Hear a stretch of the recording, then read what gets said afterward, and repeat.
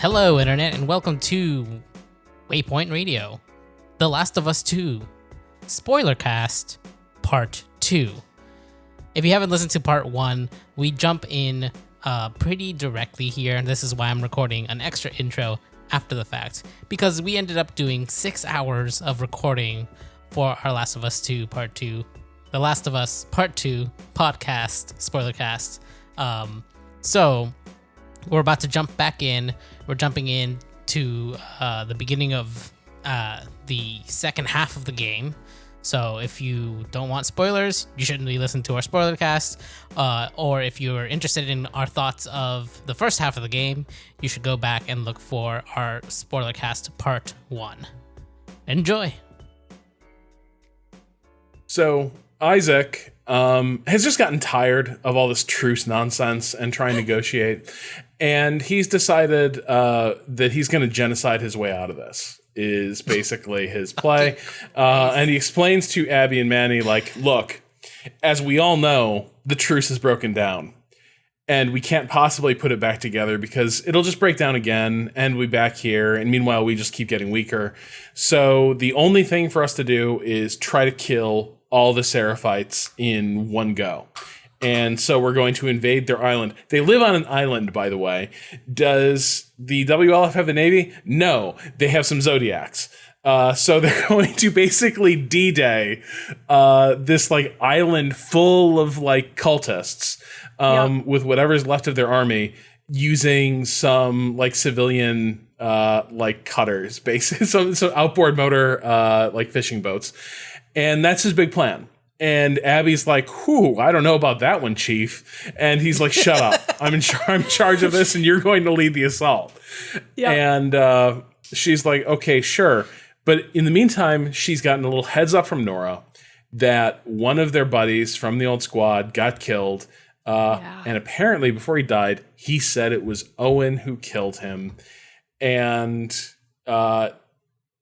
people want to know, like, what's going on with Owen? What happened? Owen's going to be some deep shit. So Abby goes out in search of Owen and starts out, just goes AWOL from the WLF on the eve of their big invasion to begin making her way to the aquarium where Owen has been living for the last number of years. Which is pretty awesome. But again, like the tree houses these kids are allowed to have in this world is just incredible. Anyway, so she starts out across the city, and so Cado, for me, this was a game of like, I would be just stealthy enough to like thin the herd a little bit. And then like once they were sort of teetering, it was time to go loud and like just murder some people. And so I like my game was a series of like stealth attacks and then murderous ambushes that were a little repetitive, but kind of cool. Yeah. Yeah. Yeah, it's very funny. So when the game opens up, actually, during the sequence where you play Abby before Jackson, like there's that moment where she's being chased by the Horde, and the game pops up a little like tutorial that says sometimes your only option is to run. And I was like, that's interesting. How far does this game let me run? Turns out pretty fucking far. I ended up killing something like a total of 10 enemies, including people killed in cutscenes, throughout this entire game. So in a way, you skipped a lot of the game, and it was probably much shorter for you overall. Well, it ended up being 28 hours total. Oh, okay. And it was just because it was because like in order to get around some of those patrols specifically, like there was a lot of like backtracking and waiting for the right moment between certain cycles, right? Like it became a stealth game, like a fully like like you have to like the cycles don't always line up, so you have to wait for when the cycles do and you can get out. And basically the way that all of those encounters ended up working is that there is an exit to the encounter area always. Yes. And it always has this, like, usually, most of the time, like 80%, I would say, you would have to hold a button in order to get out, which means if you were mid-combat, you would be stopped right? Like this is not a... And usually the door won't open if someone notices you, by the way. Like I did manage to sneak my way through a few encounters, and you can open the door at the end, even though it's kind of loud. But if somebody has already noticed you while you're in the midst of opening the door, you're screwed. Yeah, they'll pull you away or just shoot you as where you stand. But so if you get to those doors without alerting anyone, you can absolutely open them. And most of the time what happens is like as you're going through, someone will notice and you'll have to quickly on the other end block it off and you'll hear them banging against the door on the other side, but you've made it through. And so that's how I made my way through most of the game. You know, there are a couple set pieces where you're required to kill people are like the scene with Jesse. Nora. Where, well, I mean, like in gameplay encounters that weren't cutscenes. Right. The cutscenes all play out the same, right? Like there's no getting around those. But as far as gameplay encounters, it was like the Jesse truck scene. I had to kill one person or else I would fail out. When the two trucks are like next to each other, that you have to kill the person who's aiming the gun into your car. And one Seraphite patrol where every time I tried to open the door, no matter how far away, this one guy with a fucking hammer, I think it's the first hammer guy, the first like does the big tough guy. You have to kill that hammer guy in order to get through that section. Also the bench, just right? Where they surprise you when you're at the workbench and you turn around. No, I got away from that. I actually really enjoyed that encounter because you're walking around and Ellie says to herself, wow, there's still a lot of supplies in some of these abandoned places. And then you look and there's a fucking tomatoes in a bucket. And I'm like, people live here. People live here. Where are they? Where are they? I had the exact same well, I guess they're moment. not here. I guess they're not here. And I go to use the workbench. And sure enough, at that second, like one of them grabs you and says something weird. I wrote it down. Hold on. He says, we're not going back or something like that. Yeah. And what I do is I find a way, I dodge to the right and go through a separate room and run out of that building. And like, I don't have to kill any of them, but like, again, like basically every encounter in this game, you can kind of do that with, except for the ones that you get absolutely locked into are zombie ones. There's like one or two where like, especially with Abby, when you're with Yara and Lev, there's like that one little zombie maze where you get a bunch of zombies continually coming down, and Abby thinks that Lev and Yara have abandoned her, but actually they're just finding another way through or whatever. But as far as the human encounters, there were only like those like 2 or 3 that I can remember that like I actually was forced to kill a human outside of the like, yes, the cutscene ones all play out exactly the same. But it did make the difference between Ellie and Abby's kind of loadouts feel very like more stark, because I put in all of my upgrade points into the smoke bombs and crafting smoke bombs. And like a lot of times that's how I would use, if I did break stealth, in order to get back into stealth, it was throw a smoke bomb, find a new place to hide, wait for the cycles to reset, you know? And then not having that as Abby made it infinitely more difficult to get through stealthily. But it also did, you know, it marks, like, it's pretty obvious, like, it made that whole difference between them as being, like, Abby being, like, a soldier, like, really kind of stuck out more, even. Yeah. As trying to, like, get through and not kill people as a soldier. It's like, they didn't really give you the tools, but you can still technically do it. Yeah. But was it fun still? Because the thing I would say about this game, I think this was true of the first one as well. So they've done something where I think the stealth in some ways feels more convincing. Like the monsters don't feel quite as predictable as like guards in traditional immersive sims, where they're like clockwork. Here, there's a little. They feel a little less predictable. Like you never know when they're like gonna do one of those weird twists where they're line of same with view. The humans, honestly. Like even if they're walking down a path, sometimes they'll look behind them as they're walking back, and so if you think you're safe behind them, they'll actually spot you. But like I ended up enjoying it a lot because I was also playing on hard, so like I had a few less materials, and it really, I think it hit the way it ended up being the way that I was playing it, plus the like scarcity of materials did make heighten that sense of like I have to be careful about every move I make to not get spotted because I only have so many smoke bombs. I can only craft so many smoke bombs. And yeah, I enjoyed it. I enjoyed that part of the game. Like that was actually mostly like I kind of ended up wishing there were one or two more longer zombie segments that I could use the guns in because I was not using the guns like basically ever during the human encounters. So yeah, I don't know. It also kind of for me did end up changing the way I read a lot of the Ellie cutscenes. Oh, I'm sure. Yeah. Because it would totally change like the didactic nature of the game if you're killing significantly fewer people. Yeah, like there's this moment of like in each of those cutscenes where she ends up either killing in self-defense or not in self-defense those other people on the like list of people who were there when Abby killed Joel. Like those read a lot more as like I believed that if they had told her where Abby was, things would have gone differently. Where if I feel like if I was killing everyone to get to them, I feel like that's bullshit. Ellie's lying. She's gonna kill them anyways, right? And like, I don't know. It feels hard to tell whether or not the game actually believes one or the other, honestly, because the way I played the game, even though it allows for it and it accounts for it, does not feel like the way most people are going to end up like playing this game, right? So it feels like a very I mean, you identified it yourself by saying like you wished you could have used the guns more because you were only using them on zombies, but like the game's quite fun. Yeah. It's quite fun if you use the guns, in fact, and I think it's designed so that you'll use them and so that you'll like do a lot of murders. Kojima with Death Stranding was like, what if I gave you a non-lethal automatic weapon?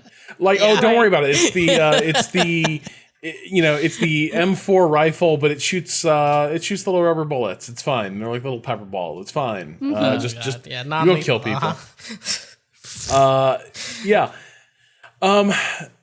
So the wander through the city, like it was all pretty familiar. I think it starts to change when as happens a million times in this game, Abby slides down a hill after escaping a bunch of scars and immediately just gets walloped by one of them. And the next thing we see is it's weird how many late game cutscenes we saw of this game during its long like E3 like pre-release cycle.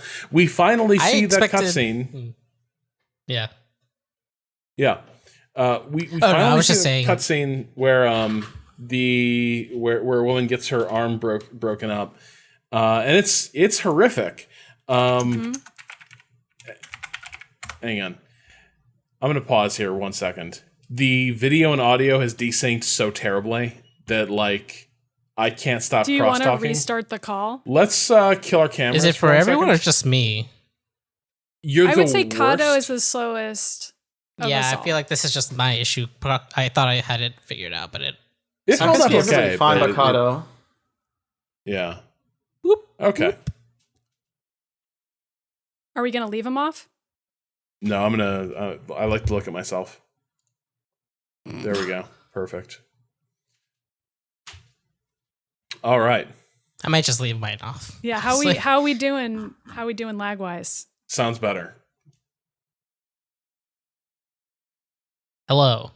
All right. Well, that picture's fucked. Yeah, your picture is I'll still just like turn totally it off. laggy. Yeah, that's fine. All right.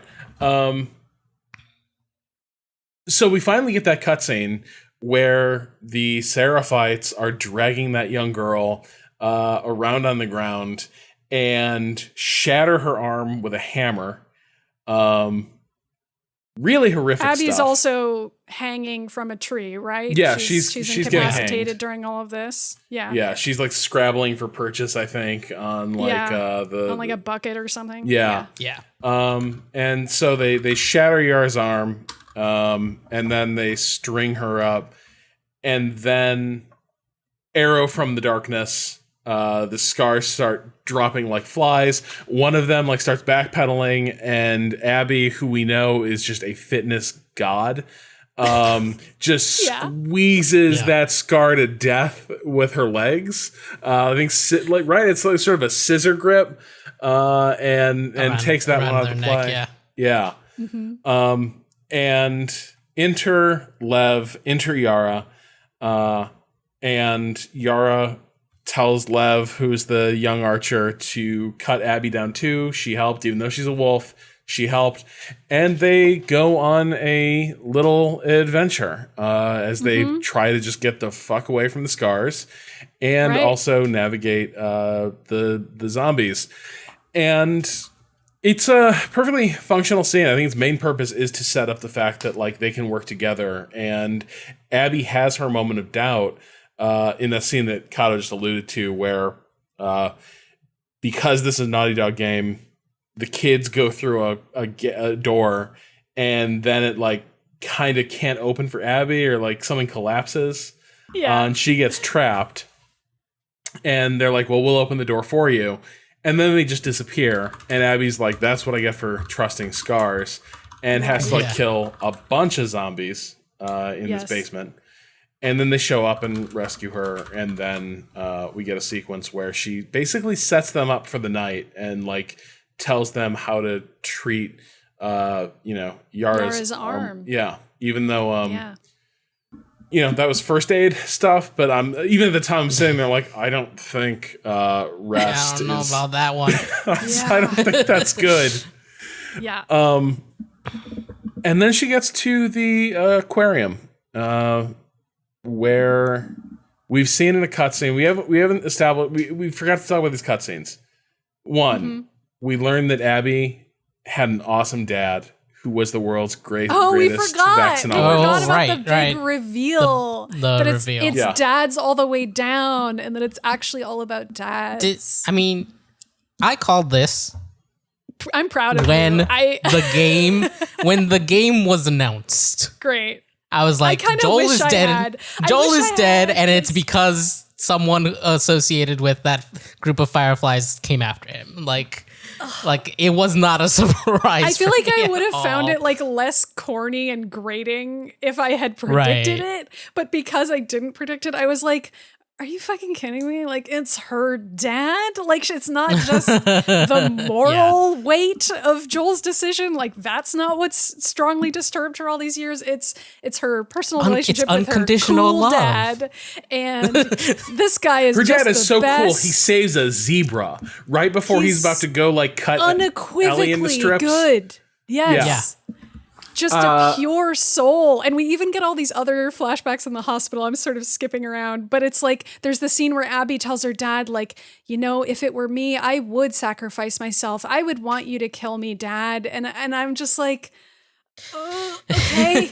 Like, you're giving me so much like daughter daddy stuff here, but it's at the same time as though the larger structure of the narrative is unwilling to grapple with the question being raised in that moment, which is like, okay, but like Joel didn't give Ellie that choice, and like, how would Ellie feel about it? And we never really find out. So. I will say this for Joel. Joel would have given Ellie that choice maybe, but it was the Fireflies who were like, we got to do this right now. Yeah, but now retroactively the Fireflies are good. Yeah. If the Fireflies the weird had just flat moral choice that they forced Joel into in that first game is like, your kid's gonna be dead in 5 minutes. Now. Nothing to be done about it. And now the dad, the doctor dad, is like the coolest dad in the universe who's like making a pure choice. I don't know. It's like, it's weird to me. It's like this game is like afraid of the moral choices that it's introducing or something. Like, it doesn't really want to debate them. And I want to. I'm like ready for the characters to have it out about these quandaries. And they don't do it. Because the game doesn't believe in like beliefs. It only believes in like immediate emotional reactions to stimuli. So like, yes. So like, what motivates Abby? It sure as hell isn't any belief in a mission, because one of the messages of the series is like, if you believe in that stuff, you're a sucker.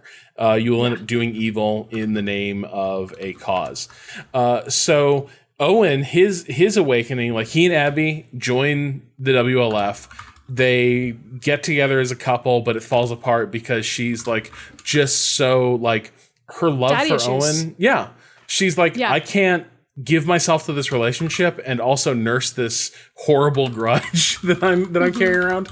And I'll choose the grudge over you.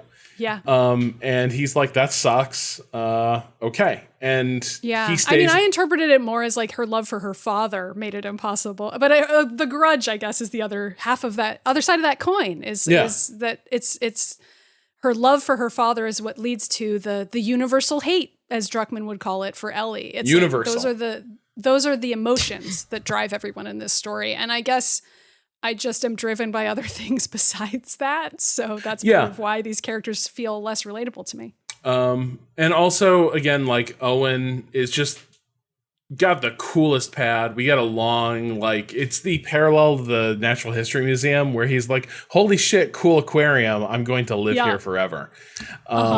And he strings the fairy lights everywhere. And it's just like a cool secret hangout. And then Mel moves in there with him. But Abby's kind of still lurking in the background, and there's some awkwardness. Anyway, so she gets to the aquarium, and she finds Owen is hiding above this old boat that he's found that also has a tragic curse backstory. We don't need to get into it. Oh, might as well. There was a family that lived in the boat, also holed up in the aquarium. The two kids started to believe in the Seraphite faith. And they were like, fuck you, we're leaving. And so they abandoned their dad. Anyway, she and Owen hooked up. And but she gets the story from Owen. Like, why did he desert? It's because, he's tired of fighting. And he realized all of a sudden that this old Seraphite that he was about to kill was just a tired old person and didn't want to kill him. And he has this sort of awakening where he's like, wait, they're people. And I don't want to just massacre people right and left.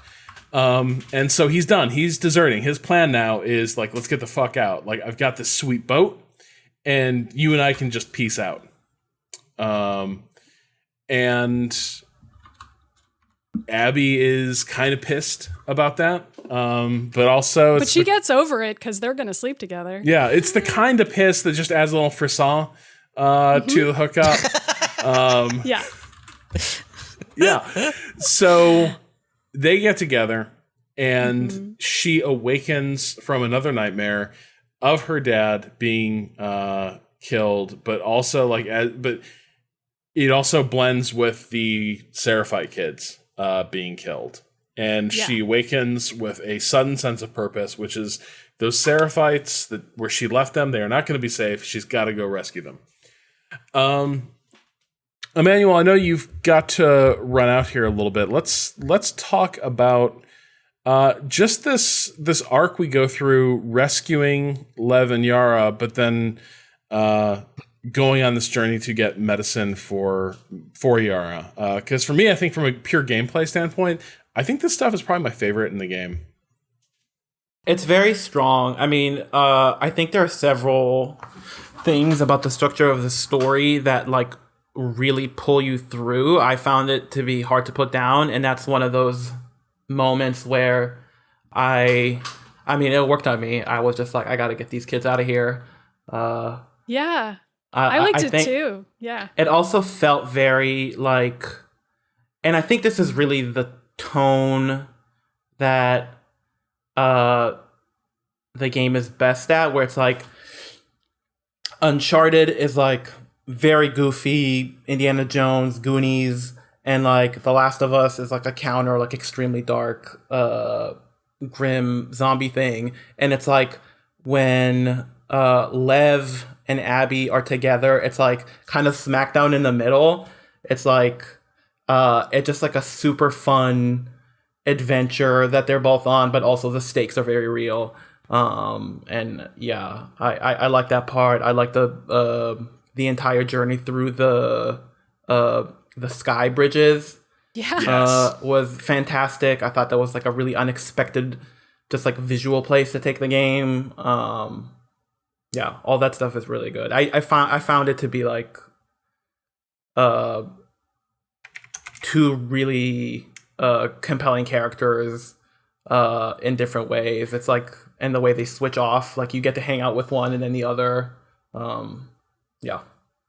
I feel like this whole part it shows me how I feel like Abby's arc works a lot better as its own game, which Patrick got at before he left, because I feel like you can see her growing and changing in some of these moments. And like even the nightmare that Rob mentioned, where it's like she kind of gets over the grudge, if only for a moment, to think about someone else for a second, which is like a more relatable sentiment to me than a lot of the other reactions we've seen people have so far.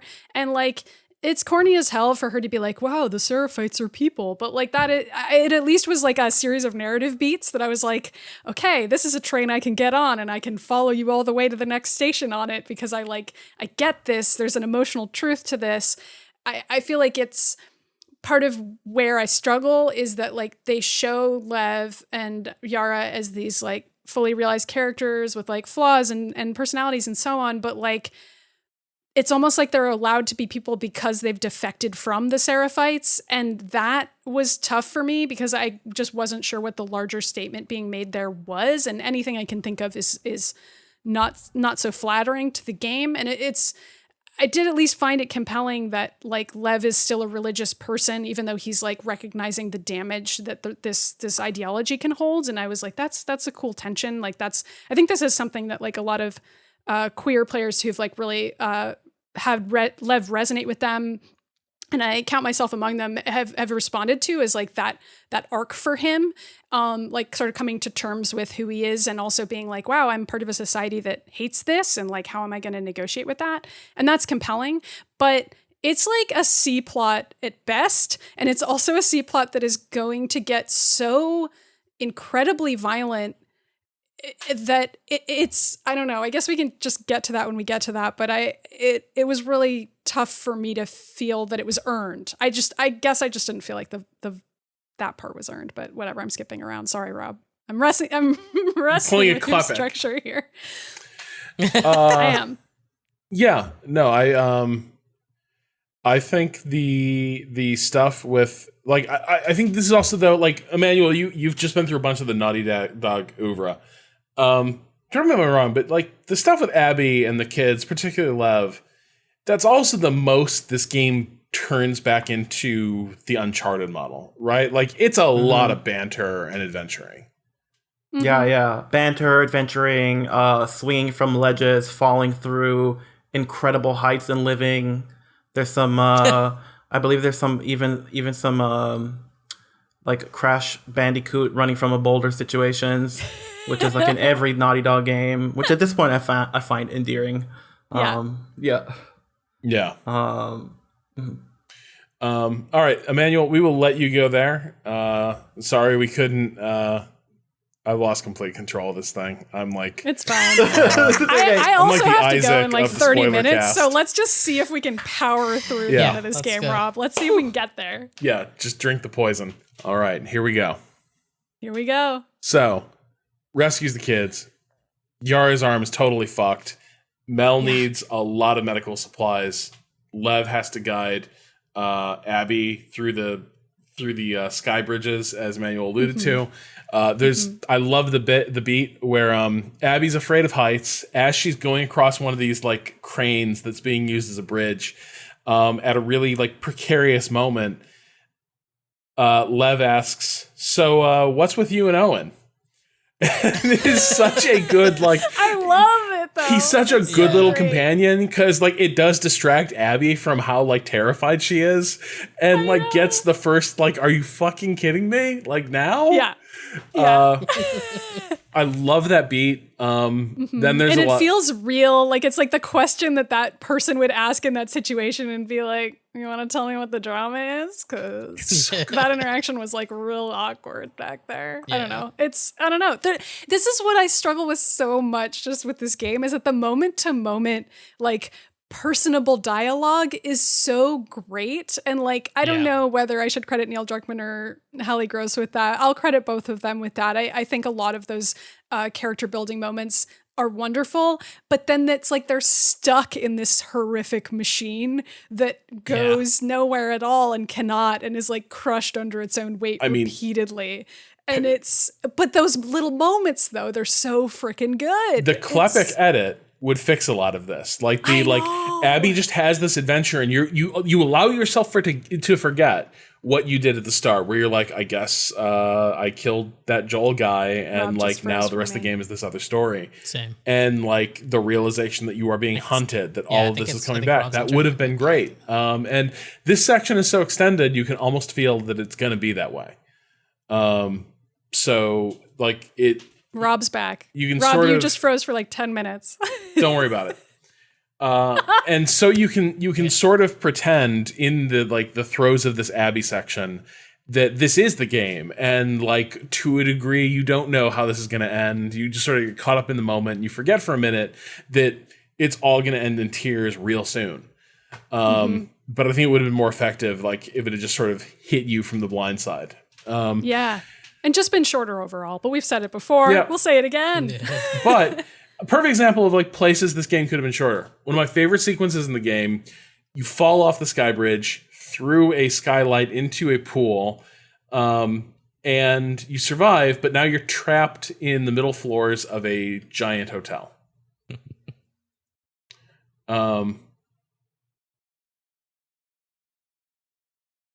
Yeah, I just turned off my camera.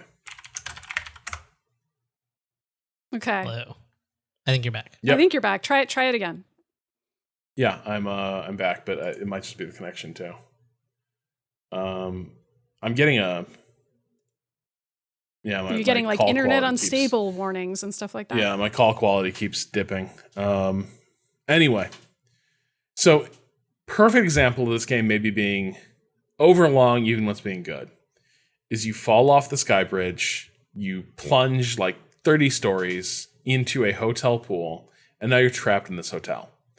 Yeah. And I think this is a great sequence to start. Like, you have to get through this hotel. And there's this moment you sort of realize the center of the hotel's kind of collapsed, and you look down, and you have to make your way down through this shattered hotel. And it's like 30 stories to the ground. And it's all just in this black chasm that's full of zombies. And it is a descent into hell. It is nightmarish. It is like knife edge tension. For the first 20 minutes, you're doing it. Yep. And then there's a point where I was like, I think I got a handle on this setting. And the game's like, nah. Like, how about... You saw those 30 floors. We're going to make you walk those 30 floors. I was stunned. I was like, none of that's skyboxed? None of that's just like a texture? Yeah. Well, the true power of the PS4.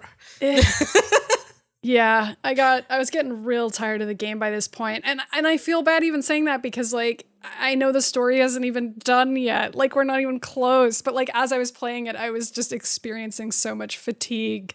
And I was like, I get it. I get what you're telling me. I get what these combat sequences are. I'm so good on it. And it just kept going and going and going. Even as the person who was like, you know, a few more zombie encounters would have been good. The length of this one encounter was too long. Yeah. Like, you could have cut off, like, they could have maybe gotten to the elevator halfway down and pulled it down or some shit, right? Like, yeah, like, I don't know, ride the elevator cable down the rest of the way. Yeah, exactly. Like, there's all sorts of ways to get out of it. But, like, it definitely was like, okay, like, I didn't need to use the guns that much. Well, and also they kind of make it easy like- because they give you flamethrower juice. So they're also like, Oh you just boy, light how these close fuckers are we up. to that boss? When do we get to the boss? We gotta just chug through the rest of the game. Y'all. So Yeah. hospital. You go straight from the hotel, basically to the hospital. The next thing you do is Abby goes to the hospital and is like, I need a bunch of medicine. Nora's like, this doesn't feel legit. Like, Abby is so clearly AWOL. She even gets arrested by the WLF.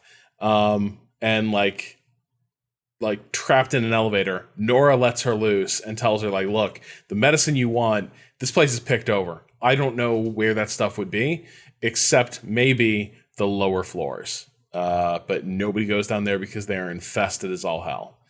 And so that's where you got to go. And you gotta fight a big old gooey Resident Evil boss in order to eventually find the ambulance that has the shit you need. And it's okay, so but that long. ambulance across the parking garage is one of the most menacing fucking things I've ever seen. Like, I checked every other corner of that room just in case there was a different way to go. I was like, that's gonna suck. Yep. I know that's gonna suck the second I get there. Oh yeah, it's spotlit like across this like black you void. know Exactly. that's where you gotta go.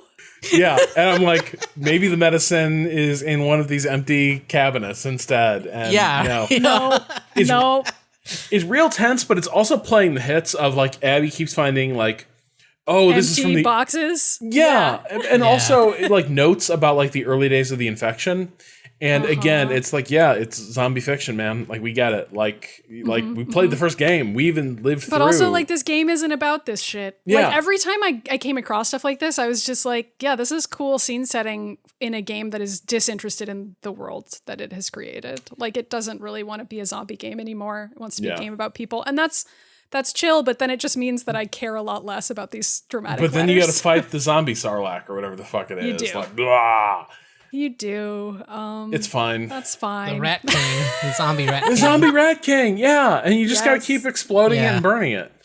Yeah, you just got to Yeah. keep throwing stuff at it. I And did- in my case, I running did- around the room and picking stuff up and then running back. And It stopped being throwing it tense at it. real fast and became comical. Yes. Where I'm like, It was not. Benny Hill theme Yep. ass running around in a circle. We'll ring around the rosy.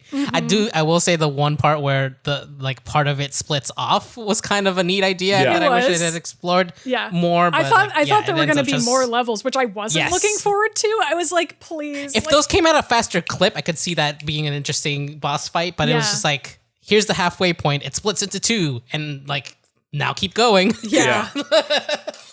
yeah, it was, it's a tense sequence, but that fight did get a little comical. Yeah. And then you It make just feels like it's from a different game. But yeah. it super does. Especially because you can never go back to stealth, even if you break. Like, as the person who was doing stealth most of the time, there was no way to break eye line of sight.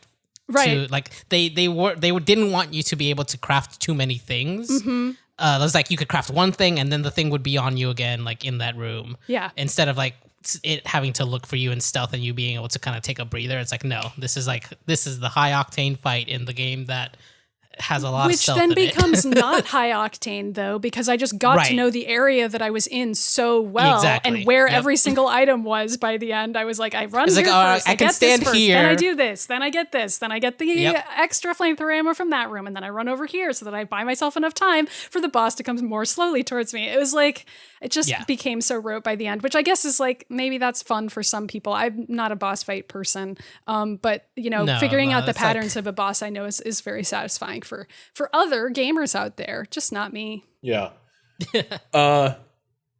Quick shout out to a scene we forgot. I liked the ferry sequence earlier in the game. That was cool.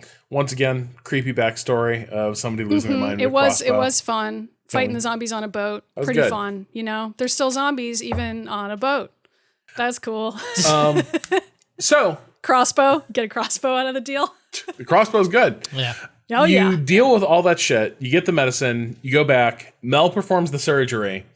No sooner is Yara recovering from having her arm amputated than Owen does not play it cool and kind of tips his hand that like he's hooked up with Abby. Mel loses her shit and it's like, Abby, you're a piece of shit. You've always been a piece of shit. Which cuts to the quick because on some level, Abby feels like maybe she always has been a piece of shit while she was consumed by this revenge quest. Has she been good to any of these people?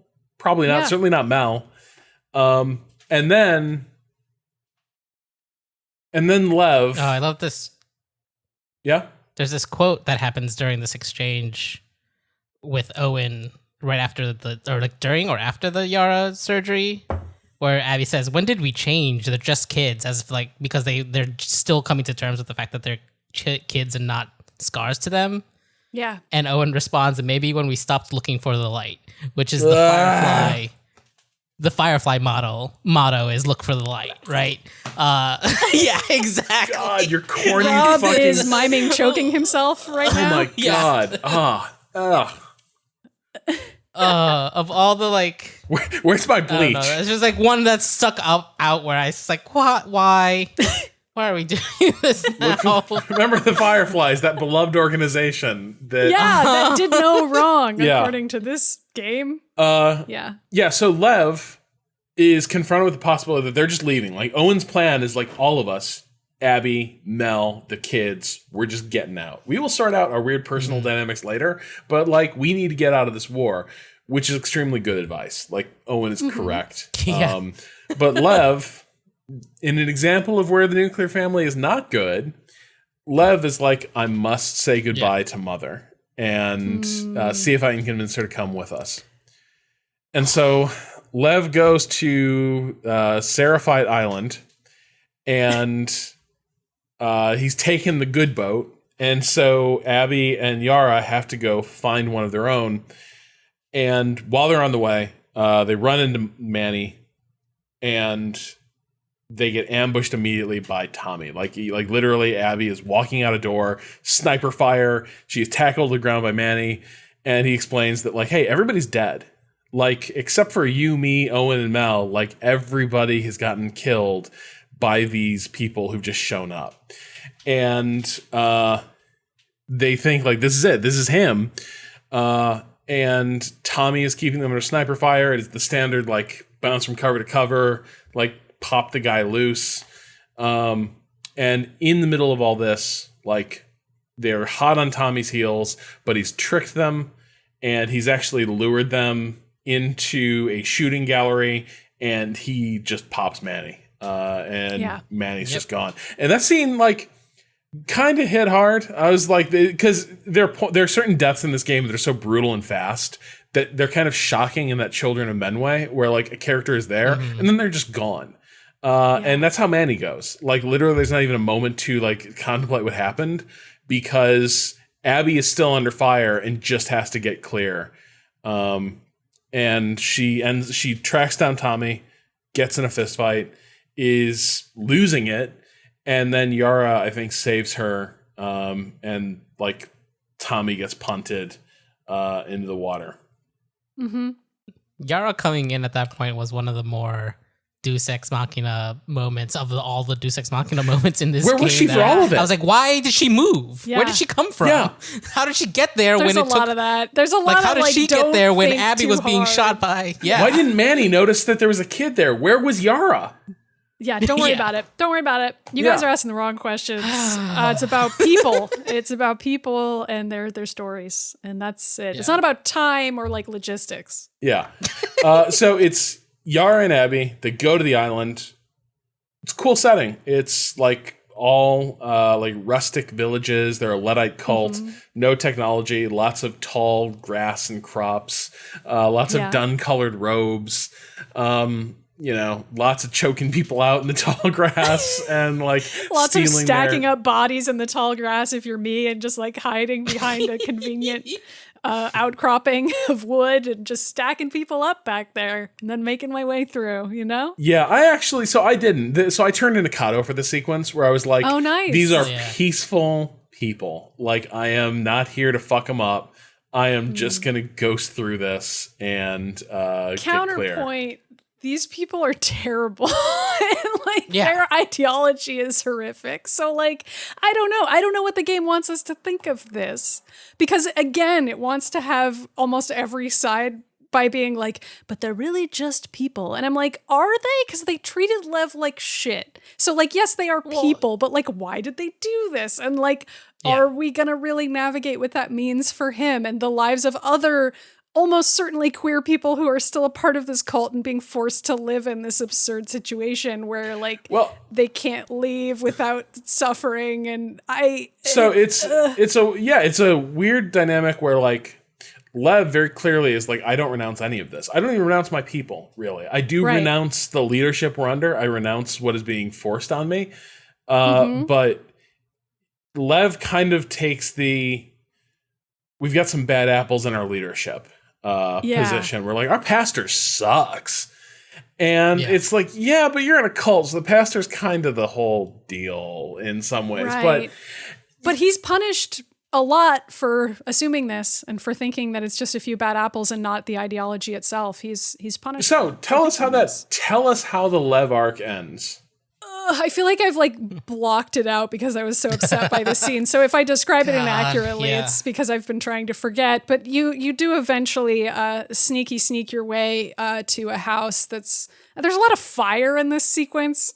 It's very dire looking. Well, the invasion started. It's the exact same night as the invasion. Everything's on the same looming day. This whole time. Yeah, everything's Rashomon, happening at the same time. Everything's all coming to a head. So you get to Lev's house, which is like, going up in fireworks or whatever, and also emotional fireworks because Lev is completely traumatized, like huddled up in the corner of the room, and he confesses to you that he had to kill his own mother in self-defense because she hates him for being trans, basically. And that was a reveal that was so shocking to me. Like, the extent to which this game is not a mom game, I think can be encapsulated by this moment. Because the only mom. Damn! Okay, like there's a couple pregnant women as well. They're also treated in very weird ways. But, like, okay, this is not always true, but typically, even a fundamentalist parent, when they have a queer child, they will really struggle with that morally, and that will be a significant arc in their life where they realize that this person that they love is this thing that they've been told to hate, and they'll question that. We don't get to see any of that from Lev's mom. We have no idea who she is. We never even see her body, I don't think. We don't like have a sense of her as a person. There. Okay, I clearly exited this as fast as I could. Yeah. I just was like, I'm fucking done with this because I was upset by this portrayal of like the queer experience, and like this denouement of that reveal was just so upsetting to me, especially since this is a character who everything we know about Lev's relationship with his mom up to now is that apparently it was strong enough of a bond that he risked his life to go all the way back to try to convince her. So he believed he could. And are we supposed to think that that was stupid and like naive of him to believe that? Like, that's really sad and horrifying. And it's like, wow, he should have known better, I guess. And he should have trusted Abby, this person he met 2 seconds ago, and like stayed safe with her. And like now she's gonna like kind of be a maternal figure in his life and save him. And like, that's chill. Yara does also make make that same argument though, right. Yara's like, you should not go back. Right. But then it's like, okay, I just, as far as storylines go, I'm just like, why was this the one you went with? Like, it's a storyline that makes the Seraphite seem irredeemably evil and like dehumanizes Lev's mom in a pretty significant way, as opposed to like introducing some sense of complexity about a parent-child relationship, which is nominally what this series wants to be about. It's got plenty of daddy-daughter shit going on, but you can't do like a son-mom storyline for me and like mix it up a little bit. Like, I don't know. Just the fact that they kill her off screen really fucked with me. Yeah. And like to have it be gritty scene setting for Lev, especially given what I've already called cowardly, in the sense that the Seraphites are presented as this queerphobic cult, but like that's just all part of Lev's gritty backstory. And like that's what it's like for people in this world. And like bigotry's just never gonna go away. I don't know. There's no nuance here. And that's a choice that's made there. Yeah, I think there's a good piece of Pace Games about the degree to which like Lev as a character feels like he exists so that we can feel better about so a cis audience can feel better about themselves. Like, look how like what's this guy's deal? I must know. This is like this is one of the things the story must unpack. And it's like, do you need to know that? Like this story isn't then from Lev's perspective. And this is where this becomes undeniable, is this sequence. Because Lev has this entire gothic horror tragedy unfold off screen. Mostly so it can serve the instrumental purpose of tying off that plot arc. You know, your community rejected you. Your mom had to kill her. Evil. Yeah. And so now you can become Ellie to Abby's Joel. Abby. Yeah. That's his destiny. That's his your arc. Role. Yeah. I mean, I have to go soon, so I'm going to try to land on the other point that I've like made in a few places, which is like, and I don't say this in an insulting way at all, this game is for straight people fundamentally. Like it is, and it has to be, because that's the majority of the people who need to connect with the game. So it needs to present a version of queerness that is understandable to the straight audience. And I get that sounds like I'm insulting the game in some way, but I'm truly not trying to do that. I think it's something that a lot of media that is about queer people does, because it is necessary in order to explain the queer experience in like a series of signifiers that we see in media about straight people that has like dominated all of our consciousness for so long. And I think that's why this game has to present Ellie and Dina's relationship in the way that it does. Like there are many other ways that a queer family can emerge, and like many queer people are super familiar with like untraditional family structures and like that being a part of queerness. But there are also queer people who are much more traditional and follow a much more nuclear family unit, and like that's also a valid expression of queerness. But to me, it's very striking that this game is choosing to show these very normative families. And just being like, even though it is a game that is about queer people, the stories that they're falling into are straight ones, or at least ones that are very recognizable and familiar and feel safe to a straight audience. And like the scene at the end with Dina and Ellie in the farmhouse, like Dina's the mom and Ellie's the deadbeat dad. Like it is very gender normative. And like Lev's storyline is very similar to me, because it's like, this is seen through a cisgender lens. Like this is a trans character who is talked about by two cis characters off screen who are talking about him and describing his experiences and being like, wow, like Yara's like, I didn't really understand it, but now I do. And it's like, those are the kinds of conversations that like cis straight people have when queer people aren't around, where they're like, yeah, this is like really weird, right? But like, oh, we're figuring it out, right? Like we straights. And it's like, why do you think that's the perspective that I want to see as a player? I don't want to see it. I like don't care about it. But like I also understand that that's what the game has to show, because it's not actually for me. It's about me, but it's not really for me. And it's also, I don't know. And I'm also I'm not trying to trivialize the fact that queer people worked on this game. I know they did. And I think they probably helped a ton.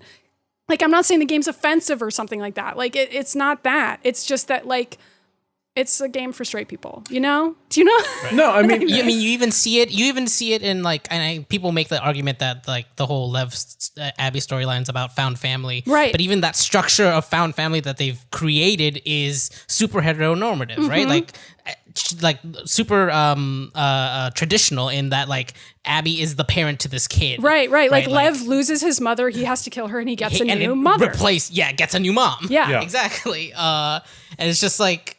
I feel like in part of me feels like it's great that people who maybe don't have the exposure to a lot of queer indie games that exist in the world that tell much more interesting queer stories have this as a kind of foothold. If the way you interact with games is only through what Sony and Microsoft put out, it is like a small step in the right direction, but it's just like, as a person who, as a queer person who takes in a lot of different types of games, this is like, we don't need this anymore. We are past this form of representation at this point. Yeah. And it feels like a lot of, and like, and this, like I said, like I see this argument actually from other queer folk that I know that don't engage in games in the same way as I do, that are like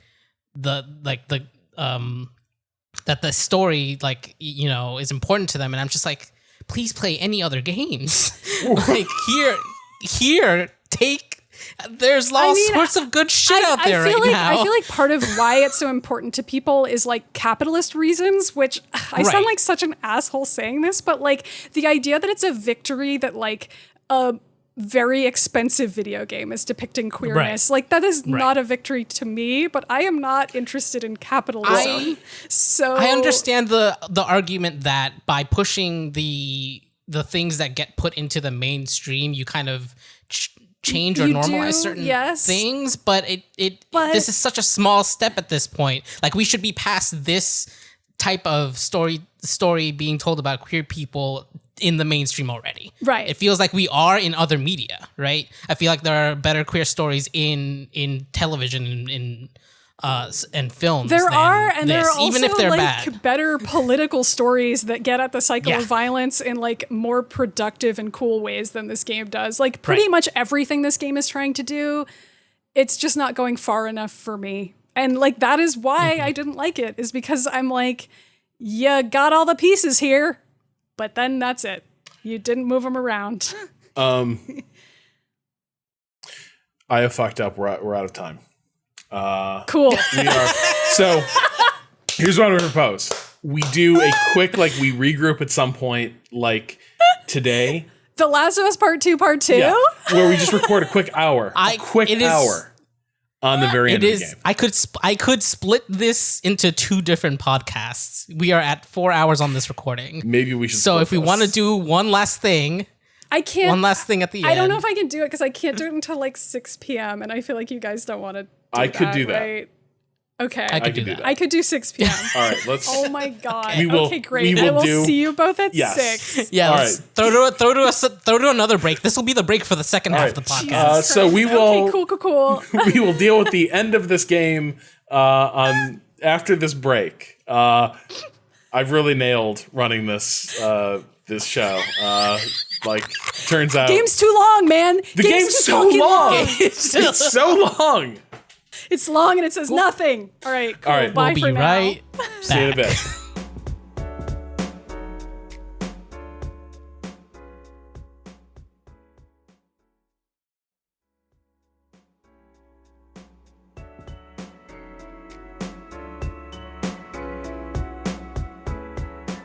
And we're back. Still on Seraphite Island. Yep, we never left. It seemed like we left for several hours and did some other things, but we didn't actually. No. We're still here. Yeah. So we finish tying off Lev's arc and Lev's parentage. Yeah. Lev's history with this horrific cult. and Yeah, then it's Dunzo. it's a swift descent into like sort of the Götterdämmerung of the Seraphite WLF war. Like everything that happens from here is nightmarish in a good way. Like, I think the game wants this to be like almost a delirium of like violence and terror. And it does that pretty effectively. Like, you walk out of that village and like the WLF is in the streets, like mowing people down. There's an old settlement from the old world still on that island that the Seraphites don't inhabit. So Ellie and the kids think they can sneak through there. You mean Abby. But it's fine. yeah. Get them Abby. mixed up. Abby and the kids think they can sneak through there. You can see the WLF is in the streets, just like executing prisoners. They're talking about, burning the villages to the ground, etc. Yeah, there's a lot of fire by this point, so it seems like they're going to achieve that goal. Yeah. I think there's another like locked kind of boss fight situation. I'm curious, Cado, if you could get out of it, where you have to fight the guy with the axe here. Oh, no, this isn't there. That's the Oh. very end of the island.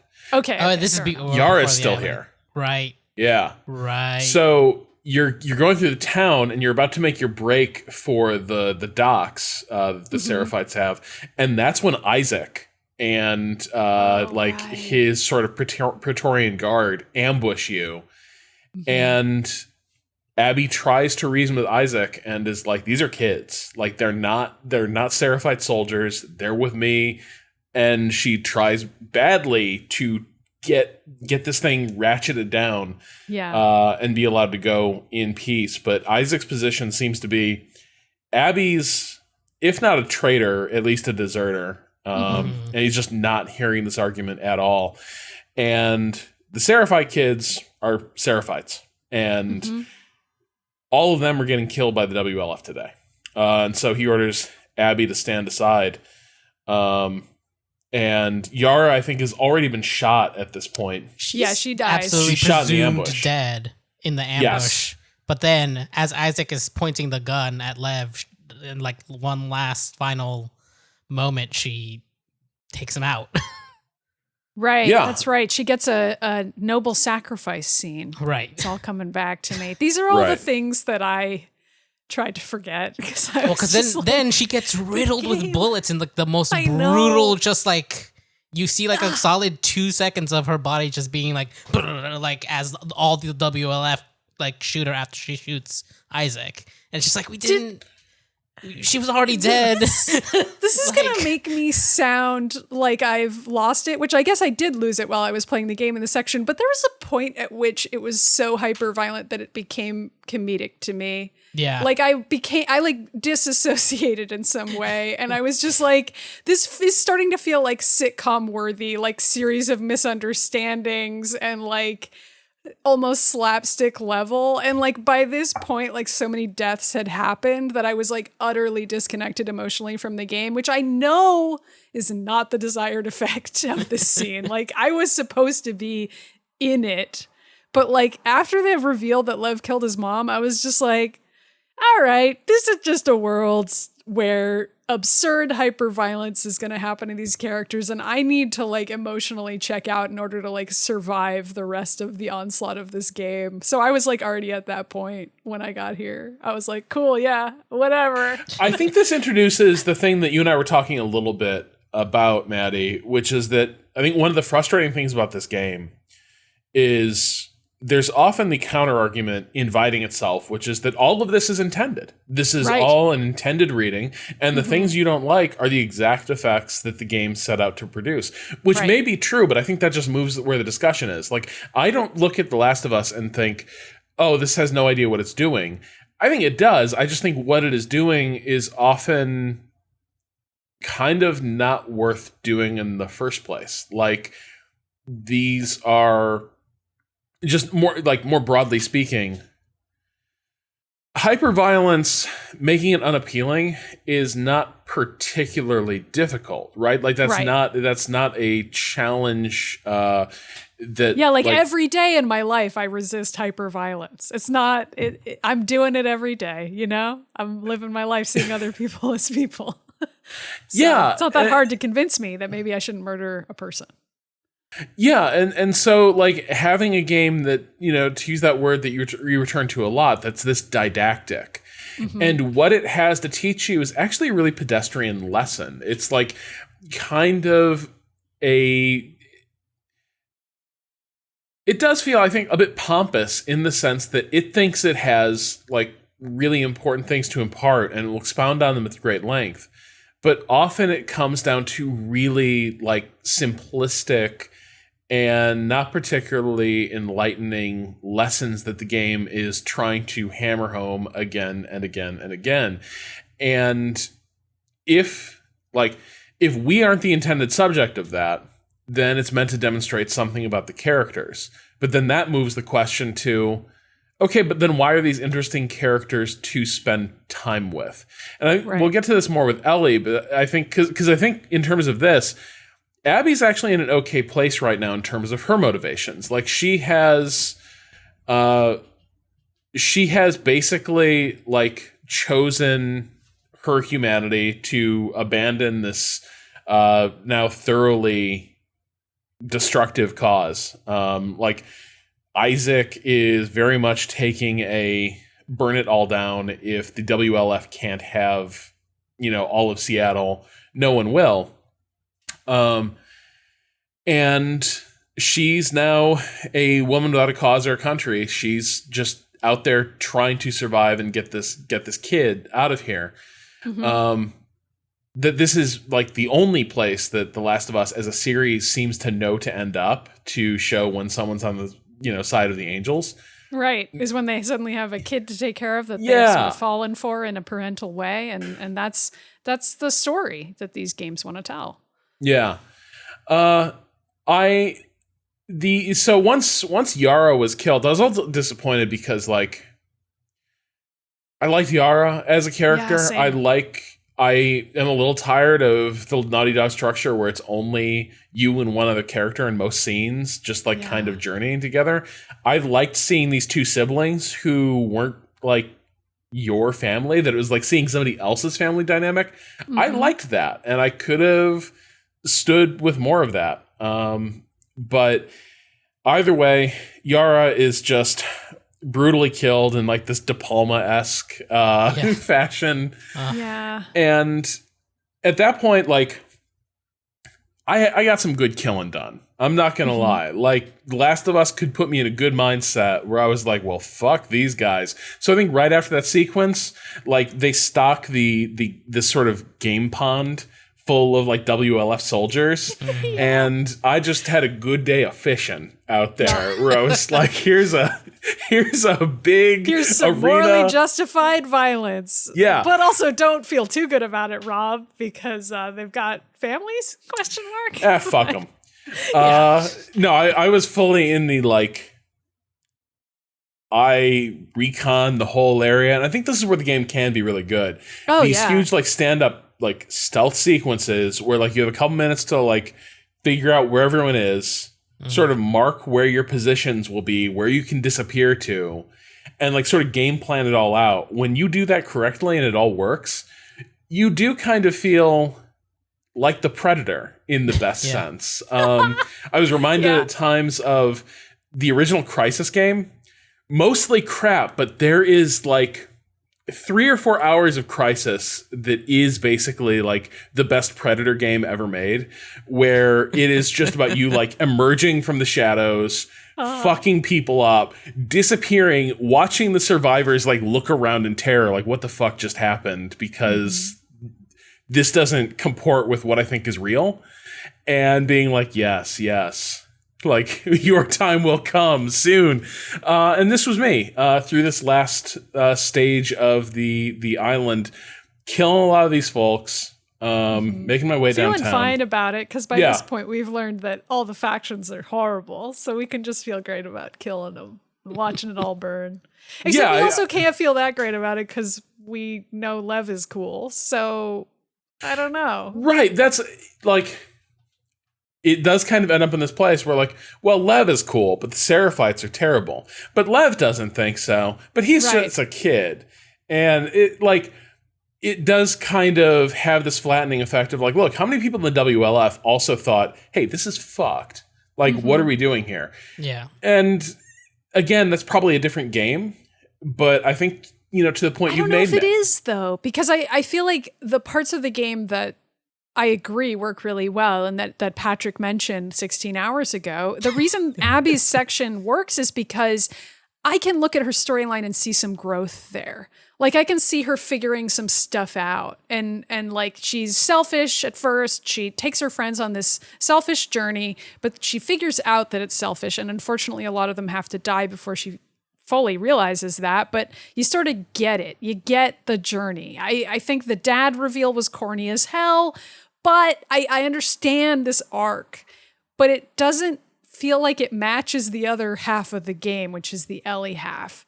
And we're going to get back to that when we finally get up to the first confrontation between Ellie and Abby. But at least for this part, I mean, I don't know. The problem, though, with everything I just said is that Lev's storyline still feels so bad to me, and I was so disappointed that the game went that way with him, and it again just felt like grim scene setting for the sake of scene setting to like advance the storyline of this like straight main character that I was just like, I don't like, why I can't get over that part of it, but it's still a stronger half of the game than the Ellie half, where I don't even understand why the fuck Ellie's doing any of the stuff she's doing. So yeah, I mean, like, largely I'm with you. Like, these fight scenes are more satisfying because, at least for this one moment of the game, it's a form of violence that feels somewhat justified. It's sort of morally complicated, but the game kind of feels like it's wrestling with that, or at least it wants to. Right. It just doesn't, that payoff doesn't ever really come. Like, this is the last big fight we have with the Seraphites in the WLF, right? Or am I forgetting another one? No, this is it. This is the, like, and you sort of see this is the end of this war. Probably whoever. So once Isaac is dead, as you're killing various WLF, you start coming on scenes of their battle. And it's clear that, like, the WLF, after a good start, like, the element of surprise wears off. And there's just not a lot of them. They're on an island full of people who hate them defending their homes, and like the WLF are getting hemmed in and like cut down. You can hear some of the radio calls where like everyone is calling for reinforcements. There are none. This invasion is failing. Yeah, it's not going to deliver a victory, but it also seems clear it's not. Doesn't look like there's going to be much left of the Seraphites at the end of this either. So it's like both sides are destroyed by their own folly. Yeah, I guess mutually assured destruction. Like, yeah, I suppose so. I mean, I don't know how either of them rebuilds from this point. We don't get to see that, of course, but this is just again the background of the game. Yeah. Like we've spent a lot of time on the WLF and the Seraphites in this podcast, but it's like more than the game gives it. This game is really about Abby and Ellie and their personal feelings towards each other and towards their dads. It's really not about these other big structures. The big structures are the background setting. I mean, you guys can feel free to disagree with me. This was just my perception of how these points were being laid out to me, was that this was really a game about these two teen girls. And then it's like, and also the world they're in, it has these other two sides, and that's sort of like a fractured metaphor of their struggle. No, I agree. I think that like it is about situating Abby against this backdrop, and that is how this battle is playing out. Like you are now trying to escape. It's a really impressive set piece as you are like trying to escape this war zone, as the world is increasingly just on fire all around you. The main Seraphite like town is completely ablaze. People are now just like having running gun battles in the burning buildings, which is, you know, there's your visual metaphor, like two sides like trying to mow each other down. Still trying to kill each other while the building burns down, you know? They can't let it go. They can't the axe dude. The axe dude who axe dude. Patrick pointed out to me is like one of 3 black characters who gets notable screen time, and is depicted as a unspeaking aggressor. Yeah, just a golem-like figure. Not Gollum, but like golem. Just I mean, he's also like disfigured, right? He has like a facial scar, I think. You give him that. Put it there. Oh, you give him one? It's coming back to me. Yeah. That part was it's rough. like you physically destroy this guy before the end of the fight. And again, it turns... I don't know why I've got this game on my brain. Maybe it's because the scene sort of planted it. Yeah. By the end of that, the dude looks like the Joker in Arkham Asylum, in Arkham City, right? Just all exactly jacked up. Like Arkham Asylum, and it's exactly like the Dark Knight. It's the parallels, man. You know, but the Dark Knight put Joker and Batman in a room together and had them talk. Oh, I know. I like comparing this game to the Dark Knight like as sort of a joke, but it's also sort of not a joke, because I feel like, well, Ellie's Batman in the situation and Abby is the Joker, because of course in the Dark Knight, the Joker ends up being the truly sympathetic character, as misguided as he is in his own way. But Ellie is the character who goes too far, much like Batman in the Dark Knight. Anyway, I mean it is a compliment. Wow, I'm not sure I buy that reading, but that's another discussion. So cool. We'll record another show about it. So you just brutally kill this dude, hop on your boat, get the fuck out, go back to the aquarium, wonder what's happened since we left. Walk in, dog's dead. Mm-hmm.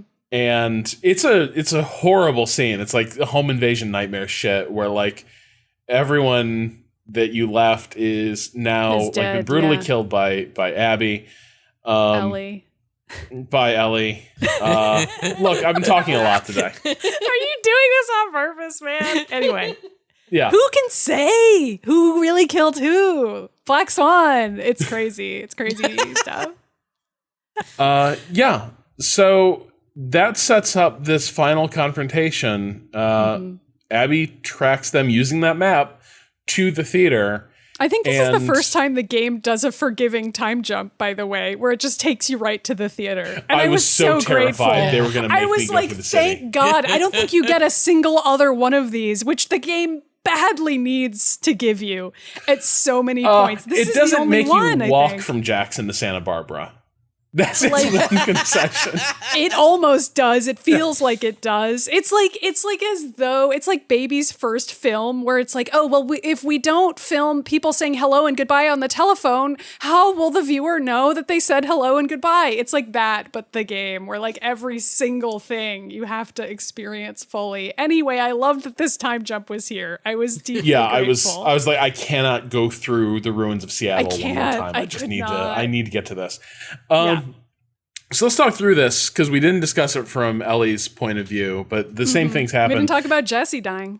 Yeah. So like Abby and Lev sneak in there. They find Tommy sort of poring over a map or something, like preparing for the trip back. Yeah. Pardon? I said yeah. And the thing about they hold him at gunpoint, and Ellie and Jesse hear the commotion and come a running. And as they burst through the door, just Abby shoots Jesse through the face, and he's just dead. Yeah. He's dead instantly. It's similar to the Manny death. I mean, it happens before and also after, but it's very much like suddenly this person is dead and there's no time to consider it. And the game doesn't really give the characters a lot of space to consider it either, which I'm not saying that's a failing. I think it's part of the story that they're trying to tell is like, it's very sudden and brutal. Right. Like all the things that were looking to be resolved just won't be. Where Jesse fit with the life of this child. Right. Could it be a different vision of a family that isn't quite as nuclear? No. Yeah. It turns out it won't be. And Jesse's angst over what does it say that she wouldn't talk to me about this? What are my rights here? All these interesting men's spaces. Rights. Where's that story? God damn it. Good point, but I think there's an element of Jesse's meant to be a sympathetic character, though. Oh, yeah, I love Jesse. He's rad, and I was really sad when he died. Oh, yeah. Of all the people who don't deserve, to be pulled into all the shit, Jesse just doesn't. Jesse is kind of a sweet, bro-y dude who just wants to serve his community. And, maybe not be a deadbeat dad. He's not sure, whatever. And he's just brutally killed. Game for whatever Dina decides, seemingly. I mean, he's presented, pretty unequivocally as, a good dude. But I think that's why it's supposed to hit you so hard that he dies. Also, yet another character of color dying, if anybody's keeping score in mind. Yep.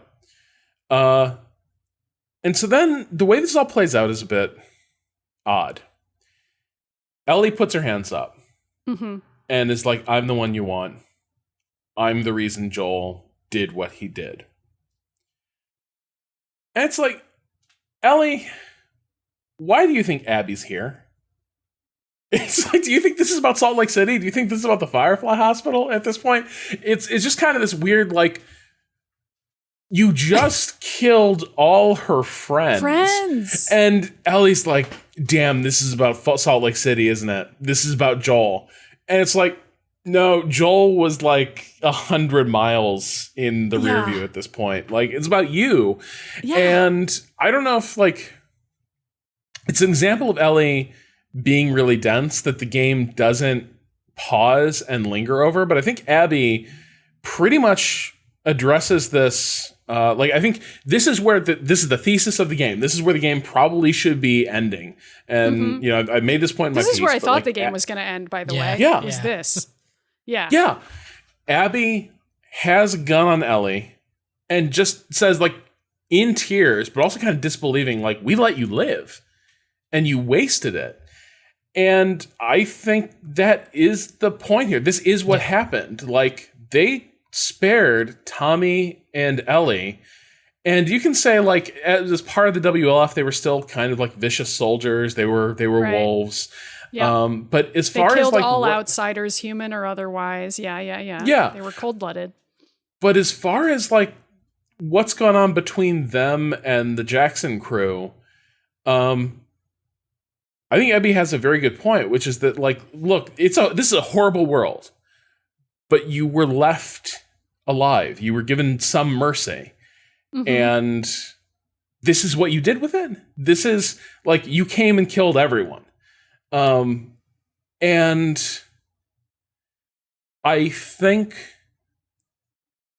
to me, that's the central question for what Ellie's arc is about. Like, you did kind of waste it. Like, the things the lengths you've gone to, the people who've been killed, the friends you've lost, like, what an awful squandering of possibility. Yeah, like, was it worth it? And I do think the game argues that it was not worth it, but of course it makes you endure it to show you that. Yeah. I was already on board with that from the jump, but I do get that the point of the game is that it's not worth it. I think the part of why this scene feels weird is also because Ellie and Abby never have a real conversation about the hospital either. Like, I feel like this is what it's opening up for. It's part of why I was maybe not quite frustrated by Ellie's line in the same way as you, Rob, because I was like, oh, okay, great. They will talk about the hospital. This is a strange time to do it, perhaps, but hey, let's do this. Let's talk about who each of our dads are. Let's lay our dad cards on the table, ladies. Like, let's get it out here. Let's know what we're fighting for, which is fathers. And they don't do it. They never do that. They at no point have that conversation. And in the final hours of the game, it really made me feel increasingly unmoored from reality and also from the game itself, because why wouldn't you have that conversation ever?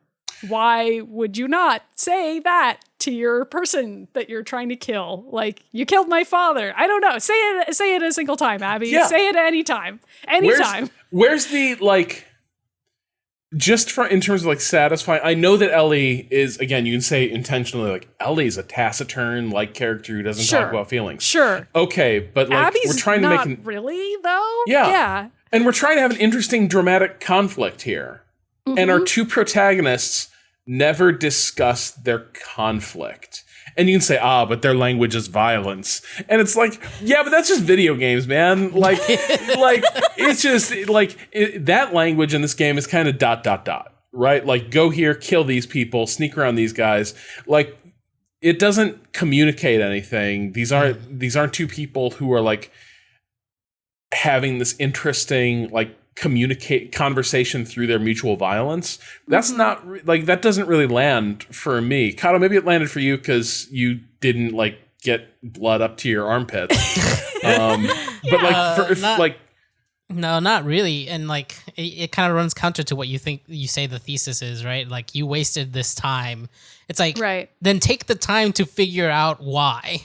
I don't know, take the fucking time to talk to each other for a fucking second. And, like, I get that the idea being that, like, fucking the world is so harsh that, like, there isn't time for those conversations between people who want to kill each other, right? Like, the fact, I think that thesis actually hits pretty hard and is kind of the reason so many characters get offed the way they do. It's like they don't get that time, but Ellie, you did, and you fucked it up. Right. Yes. And it's just like, I don't know, I think we should get to the end because there's more there. I guess it's like, there's something to be said for the fact that the game takes the choice to just never gratify you in any way. And I feel that is what it's trying to do, and what the creators of the game would explain to me if I were to raise this is, well, we're not trying to leave you feeling satisfied. We're trying to leave you dissatisfied because of this story's revenge is supposed to lead to nothing. But I guess I knew that is really my main issue. Like, I knew that from the opening credits. Well, so, like, in my review, I always sort of wondered, like, the line I opened on was the whole, like, that old adage about, like, if you seek revenge, dig two graves. Right. My point is, that's a boring cliche, though. That's the other part of this, is, like, that's some corny shit. Like, who needs to hear that? It's not an interesting story. Revenge, in chasing revenge, it cost you your soul. That's the dilemma in every revenge story. That's like this the starting point. Like, you start there. You start with that, but then you do something else. Literally no good revenge story that I can name thing. doesn't just never. What if it just never occurred to the protagonist or any of their allies that this might be going a bit far?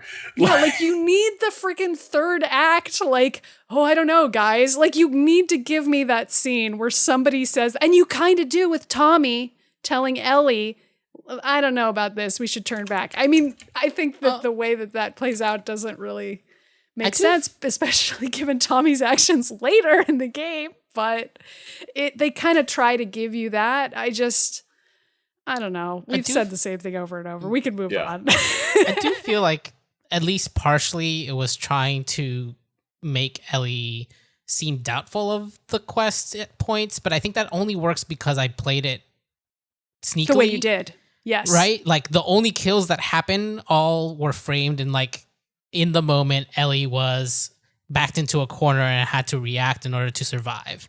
Like right. the one that's the least is Nora's because she's backed into a corner with the hole behind her and you question whether or not she knows what's down that hole. Right. You know, you could either say like she was just trying to get away and it happened to be the infected part, so that kind of fucked that up, but you could, like, Nora did mention that the lower grounds were infected. So it's like, did you do that on purpose, or was it just because you were backed into a corner? Mm-hmm. But so it does feel like, and then like the things that actually happen are like the reaction after Nora's death, the reaction after the Owen and Mel kills are supposed to be like, even if like she set out to kill them all, by the time they get to Seattle, she asks those people for information about specifically Abby because she thinks that like one-to-one exchange might help her get over the loss of Joel, right? And yeah, I don't. Yeah. Quick thing. Uh-huh. A complicating aspect of this whole like revenge comes at a cost. Killing Joel's kind of worked out okay for Abby in terms of emotion. Like, she kills Joel. Well, it's about the difference between revenge and justice. And justice, yeah. Right? Like, that Abby's killing is framed as justice because Joel was the one who fucked up in the first place. He shouldn't have killed those Firefly that way. Like, maybe he could have gotten Ellie out a different way without actually blowing through them all. Use your words. What? Yeah. Use your words, Joel. Or your fist. You can knock people out. You're strong. You probably couldn't take in that guy with the scalpel. Like, kick it out of his hand or some shit. I don't know. Like, I don't know. There's so many ways around Ellie's dad could indeed have beat up Abby's dad. Yeah. Like, I mean, for sure. That's been proven. Yeah. That's been proven. But no, like, Joel's dead, and suddenly Abby's like, Owen. I'm good now. Like, yeah, we could start this thing up again. Sure, I'm ready now. And then she even gets the blessing from her dad in a dream. She opens the door to the operating room, and he's beaming at her. Like, he's smiling at her, and like, he's at peace, she's at peace. Let's move on with our lives. That's kind of like Abby's good. Like, having gotten this kill. And so even the message of Well, no, because that doesn't happen until after she gets out with Lev, right?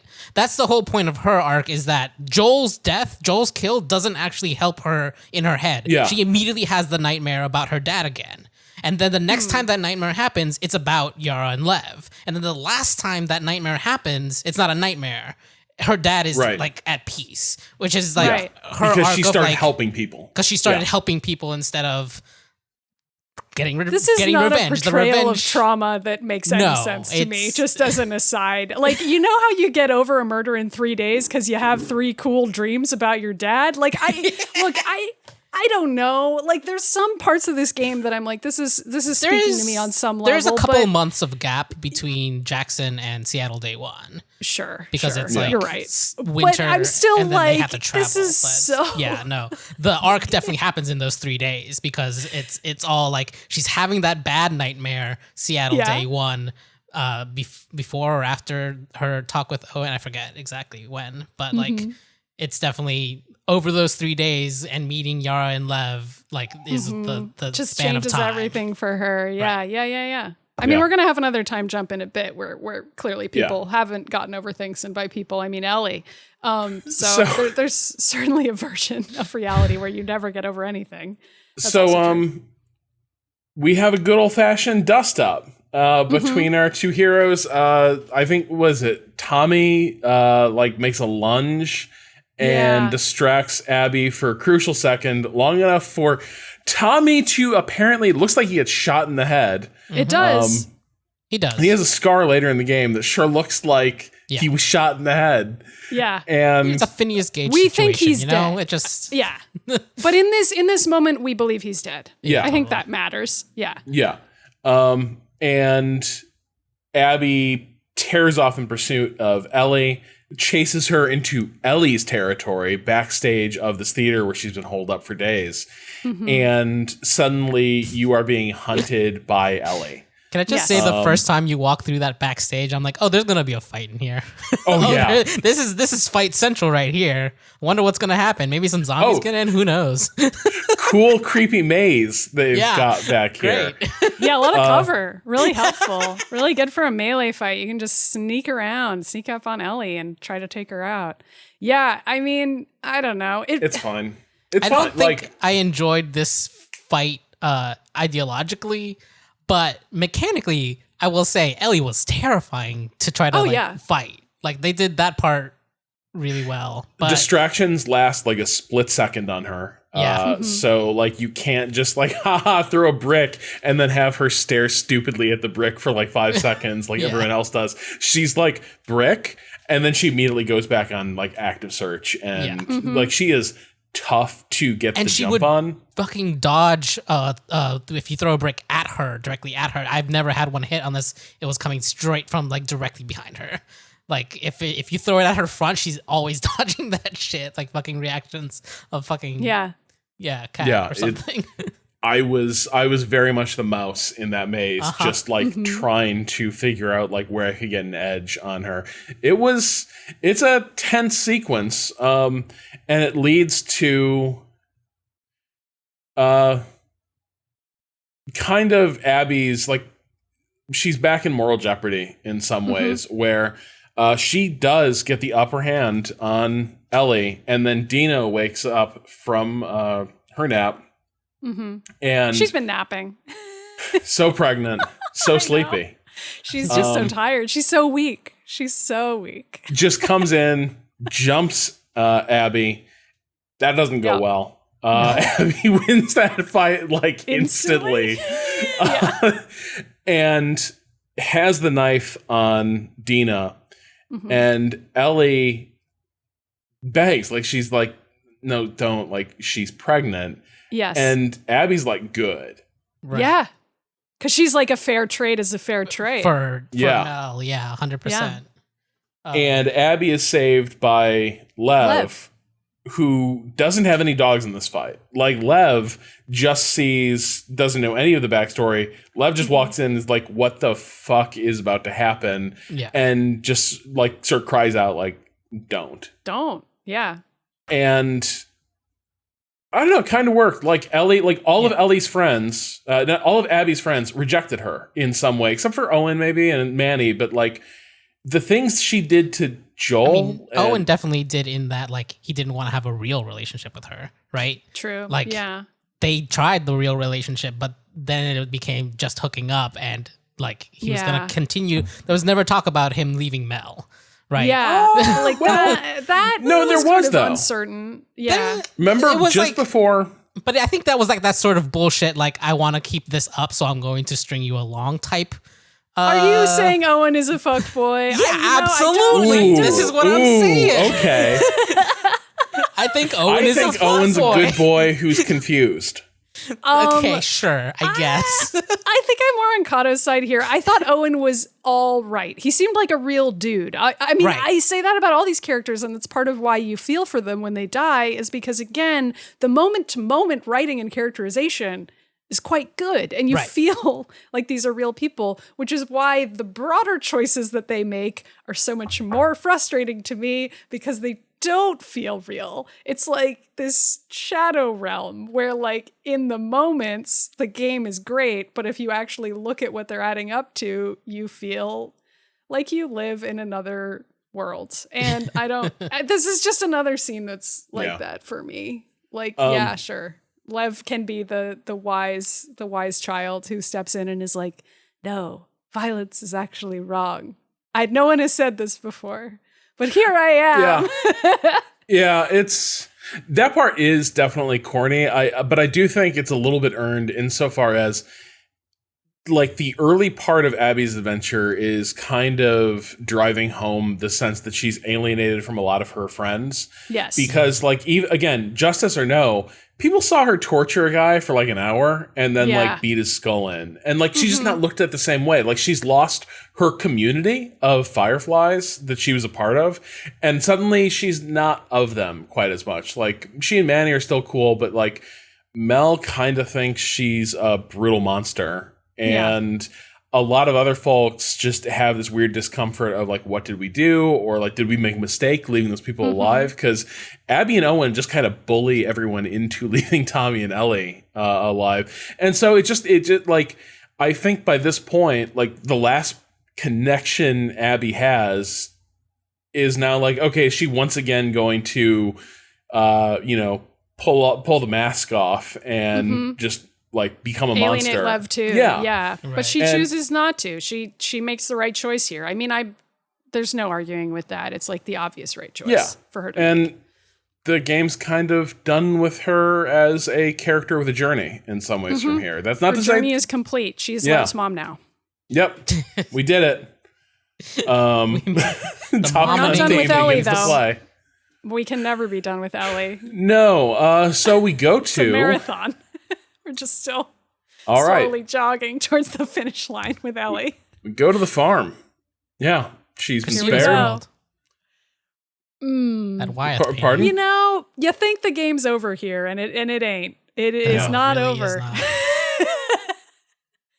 Is not. Should we talk about Yussef's essay? Yeah. Let's do it. Let's get into it.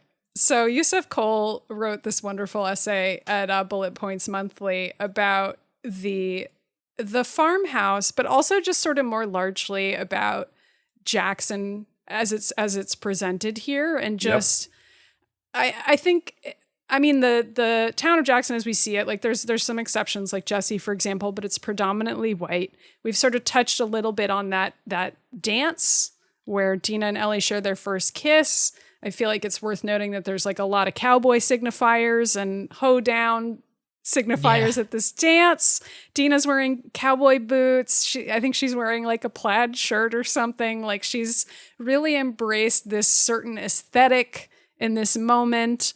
I haven't really yet gotten into my feelings about the fact that a man confronts them over kissing and calls it a family event.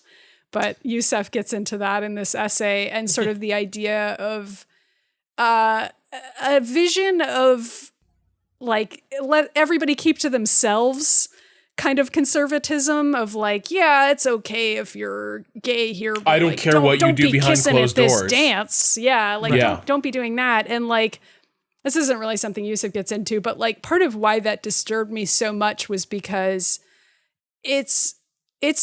this is depicted as a safe place in theory for Ellie and Dina, but like this hints at something that's so much darker, which again, I don't feel the game seems fully willing to navigate, is like the idea of somebody confronting you over a fairly benign public display of affection. Like this is decades hence from the present day.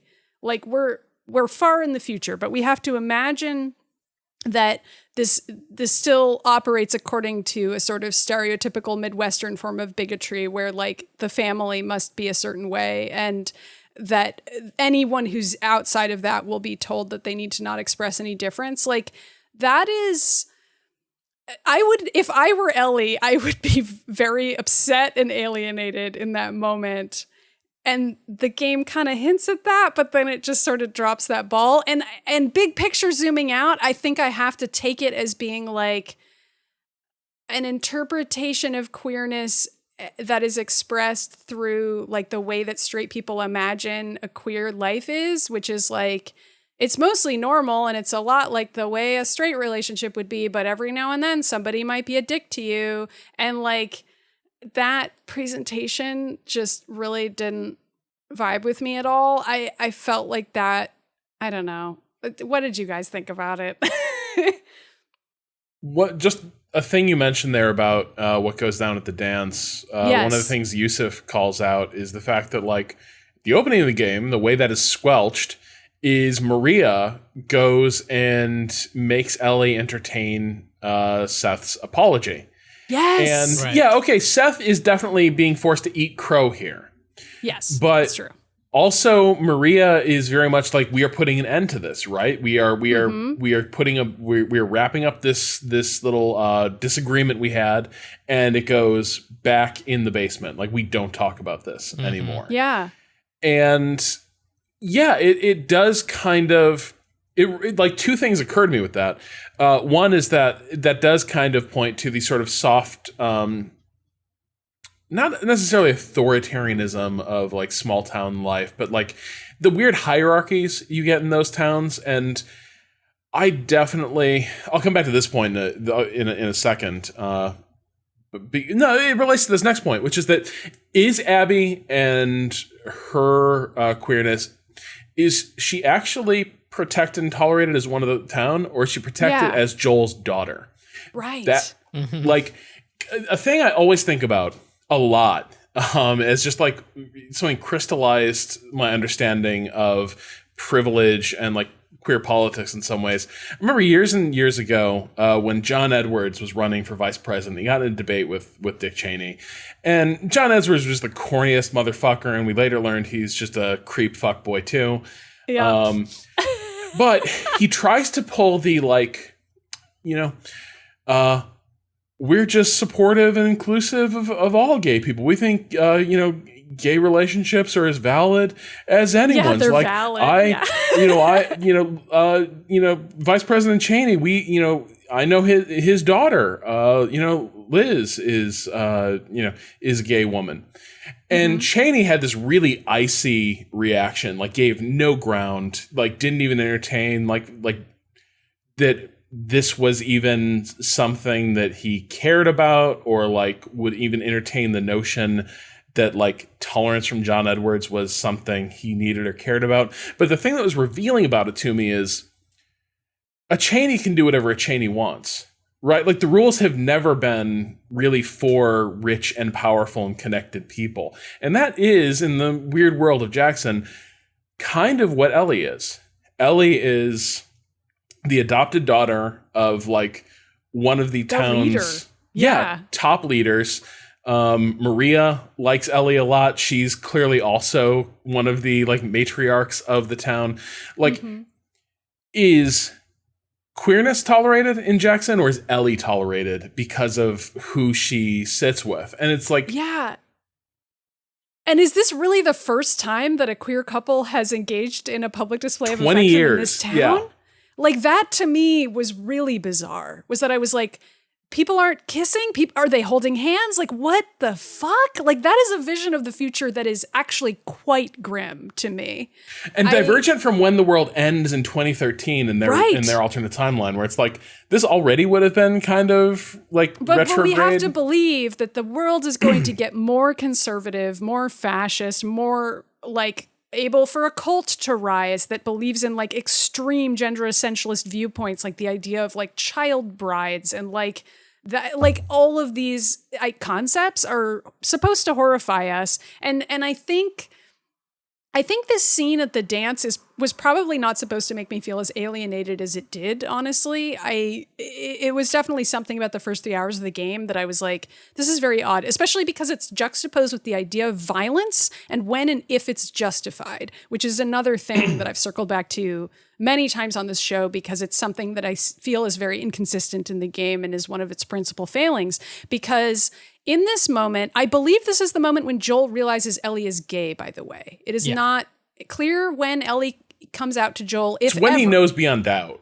Yes. Right. And that in and of itself is like a sign to me that their relationship is not good, which is another reason why I wish the game had been willing to navigate the fact that maybe Ellie would have mixed feelings about Joel's death as opposed to just the blind rage thing. But anyway, Joel reacts with violence, as Joel does. He punches this man for calling his surrogate daughter and her new hot GF a dyke. He calls them both dykes, essentially. And then Ellie gets angry at Joel for defending her.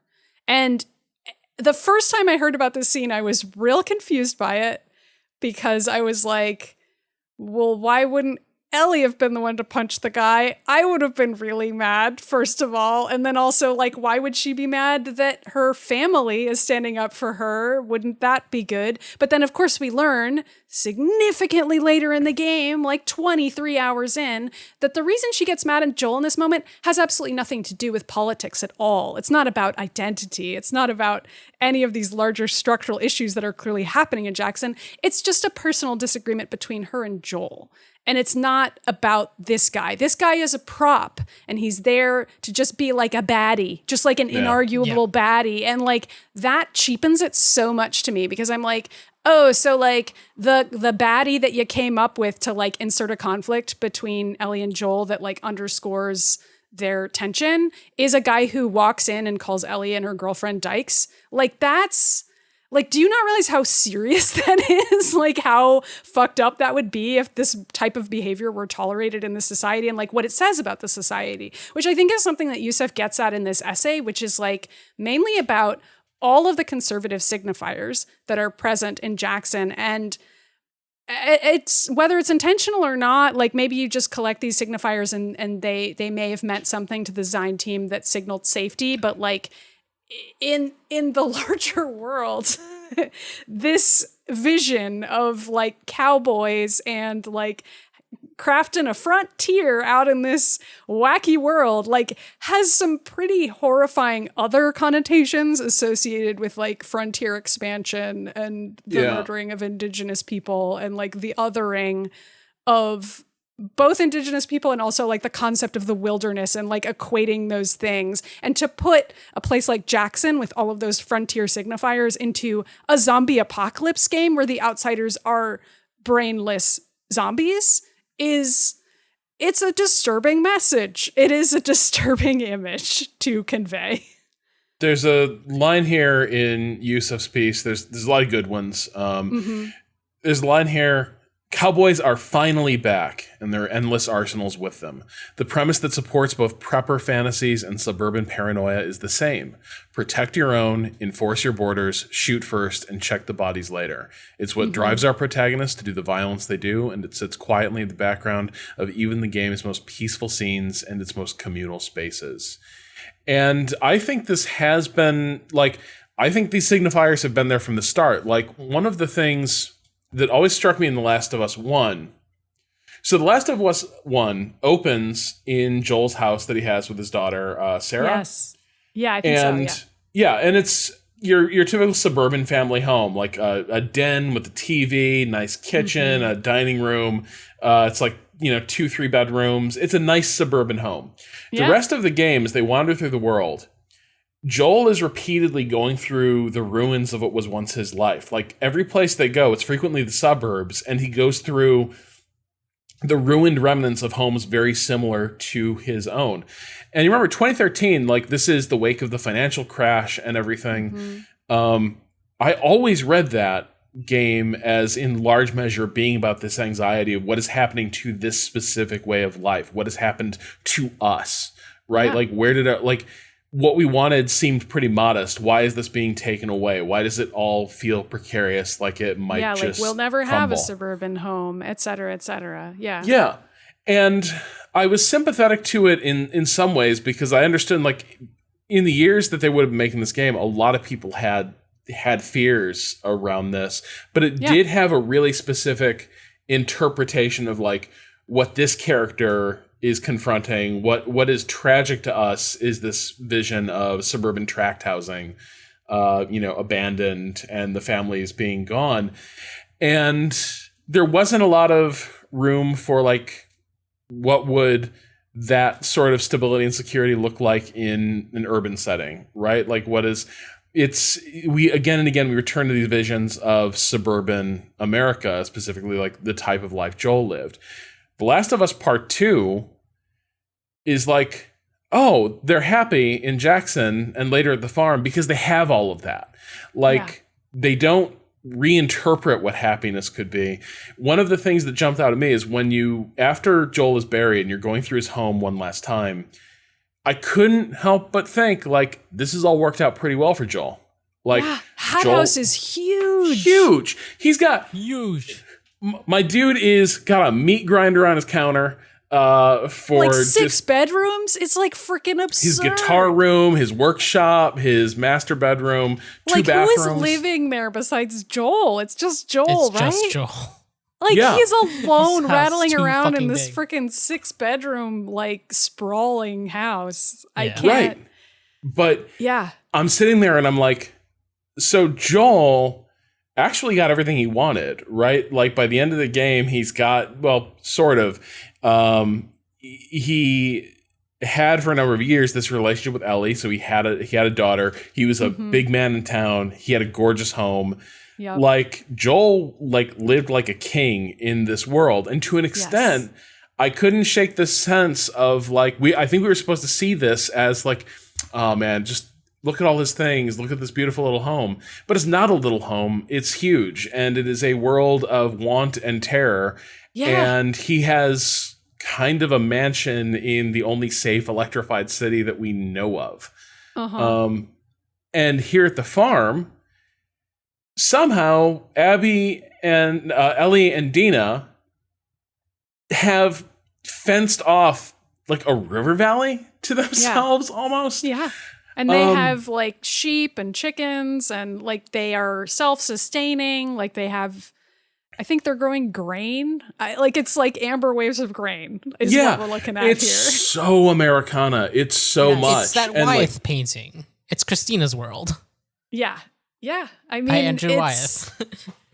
It is idyllic. I couldn't Andrew Wyeth. I don't know Andrew Wyeth as well.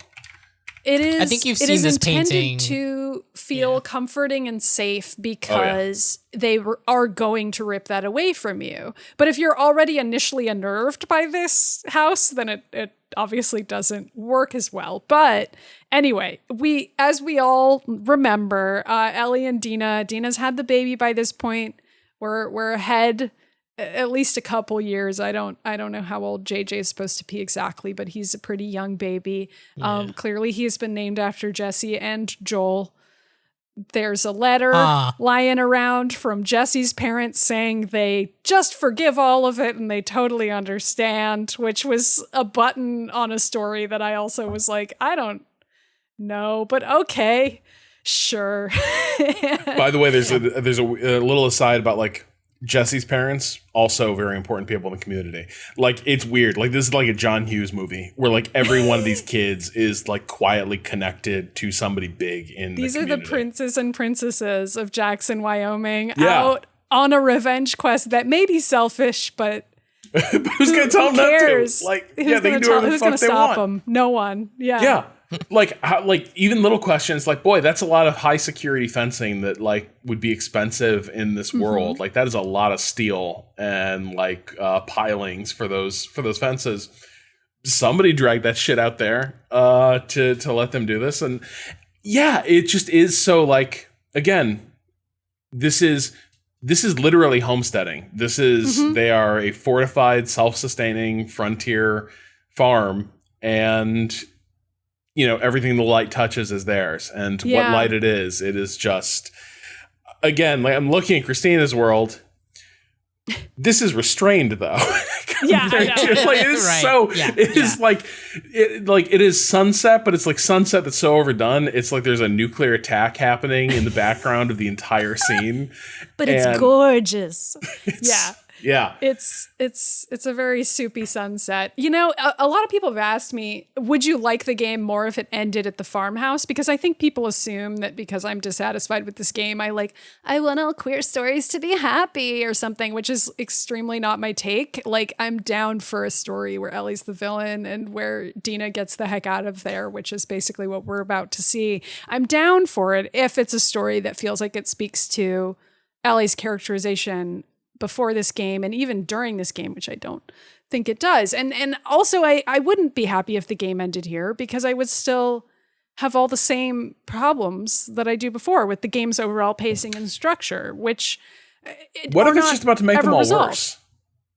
What if we took all those problems and took a big old can of gasoline and just put them in like 2 hours. Yep. And then made you do that right at the end. Yeah. So after a happy tour of the idyllic farm and herding the sheep are just very cute. A couple of panic attacks from Ellie, just as a little reminder that she's not well still and people don't have therapists in this world. And we've murdered every medical professional we've ever met. So that's where we're at. Somebody once tried to talk to Joel about his feelings, but you shot them. But he killed them. Yeah.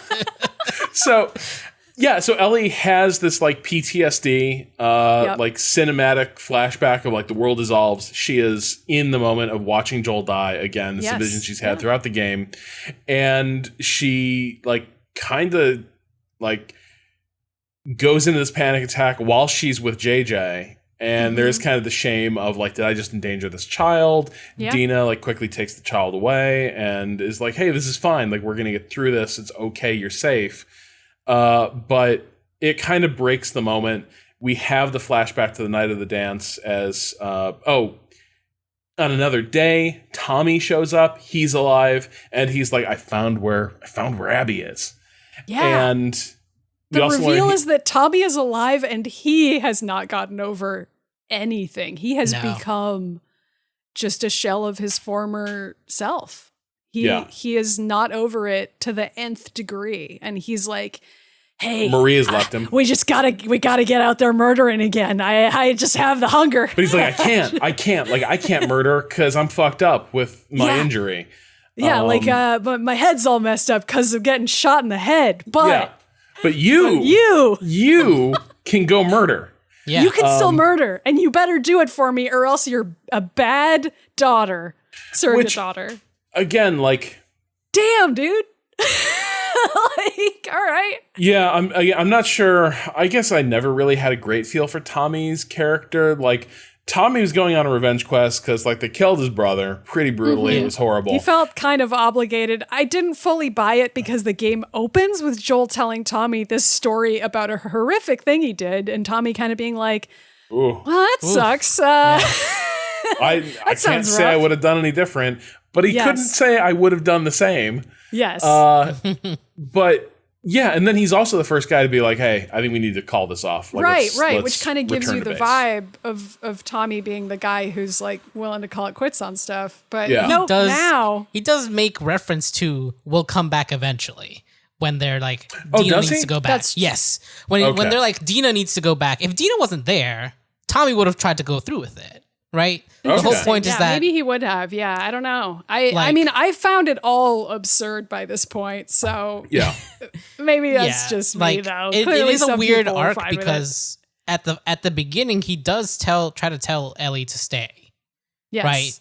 But then he's the one who leaves. So there's that. So like he's the one. He's like, I'll do it. You don't need to do this. I can take care of it. And it's only the fact that Ellie comes after him is the reason that he doesn't finish the job, quote unquote. Like, right. Or that Dina is pregnant, which means that no one is allowed to do anything anymore, including Dina. But in this moment, Tommy is kind of passing the buck, I suppose, by being like, now I'm the one who can't do it. So you have to finish the job. And Dina's like, get that shit out of here. Yeah. And which also, she's right. Yeah. She is. Also, though, she's falling into a bit of a cliche here where she has become the honest, like, tough wife who holds this family together. Yeah. And she protects them from outside. She's like, don't you come and tell, like, the war's over for Ellie. Don't you come here and try to, dredge this shit up again. You get out of here. Ellie tries to sit with this, but during the night she thinks back to the night of the dance, thinks back to that fight she had with Joel, wakes up in the middle of the night, starts sort of rattling around the house among her things, and like kind of makes the choice either that night or in the wake of the conversation with Tommy, like makes the decision to leave before dawn. Dina catches her and is like, come back to bed. And they get into it. I kind of felt like I've seen this scene so often in like Westerns where like the wife is just saying like, hey, put this behind, like come back, like choose the family, choose the future, choose peace. And the warrior in the family, traditionally like the masculine role, but here it's played by Ellie, is like, I can't let this go. I've got to see this through. And it was kind of disappointing for me to see Ellie and Dina reduced to that level of stereotypes, because here's something I thought was interesting. At the start of this game, I thought Ellie's got to be the biggest badass in this town. Like, nobody's seen anyone like Ellie. She's been like cutting throats since she was like a teenager. She was taught by Joel. She's got to be just like a terror compared to these kids. And then Dina is a badass. She's like, oh, I killed my first person at age 10. Yeah. And there's clearly an entire like horrific story arc between like losing her sister and being on the run. Her sister had some like also like disturbances, either psychological or like clearly psychological, but like possibly like a trauma response or like some sort of disorder. Not sure, but Dina's both dealt with an unwell family member and like knows what it's like to be like fighting for your life and like living a life of violence for much of your life. And again, you kind of think, well, if anyone's going to be able to relate to Ellie and understand and talk through this and force some of this out into the open to be discussed, not alluded to, but discussed, it would be Dina. But instead, we kind of get this like, 5 minutes to midnight conversation between them where Ellie's just like, I can't live like this. I got to go kill Abby. And Dina's response is, hey, it's hard for me to deal with this. This sucks for me too. You're being selfish.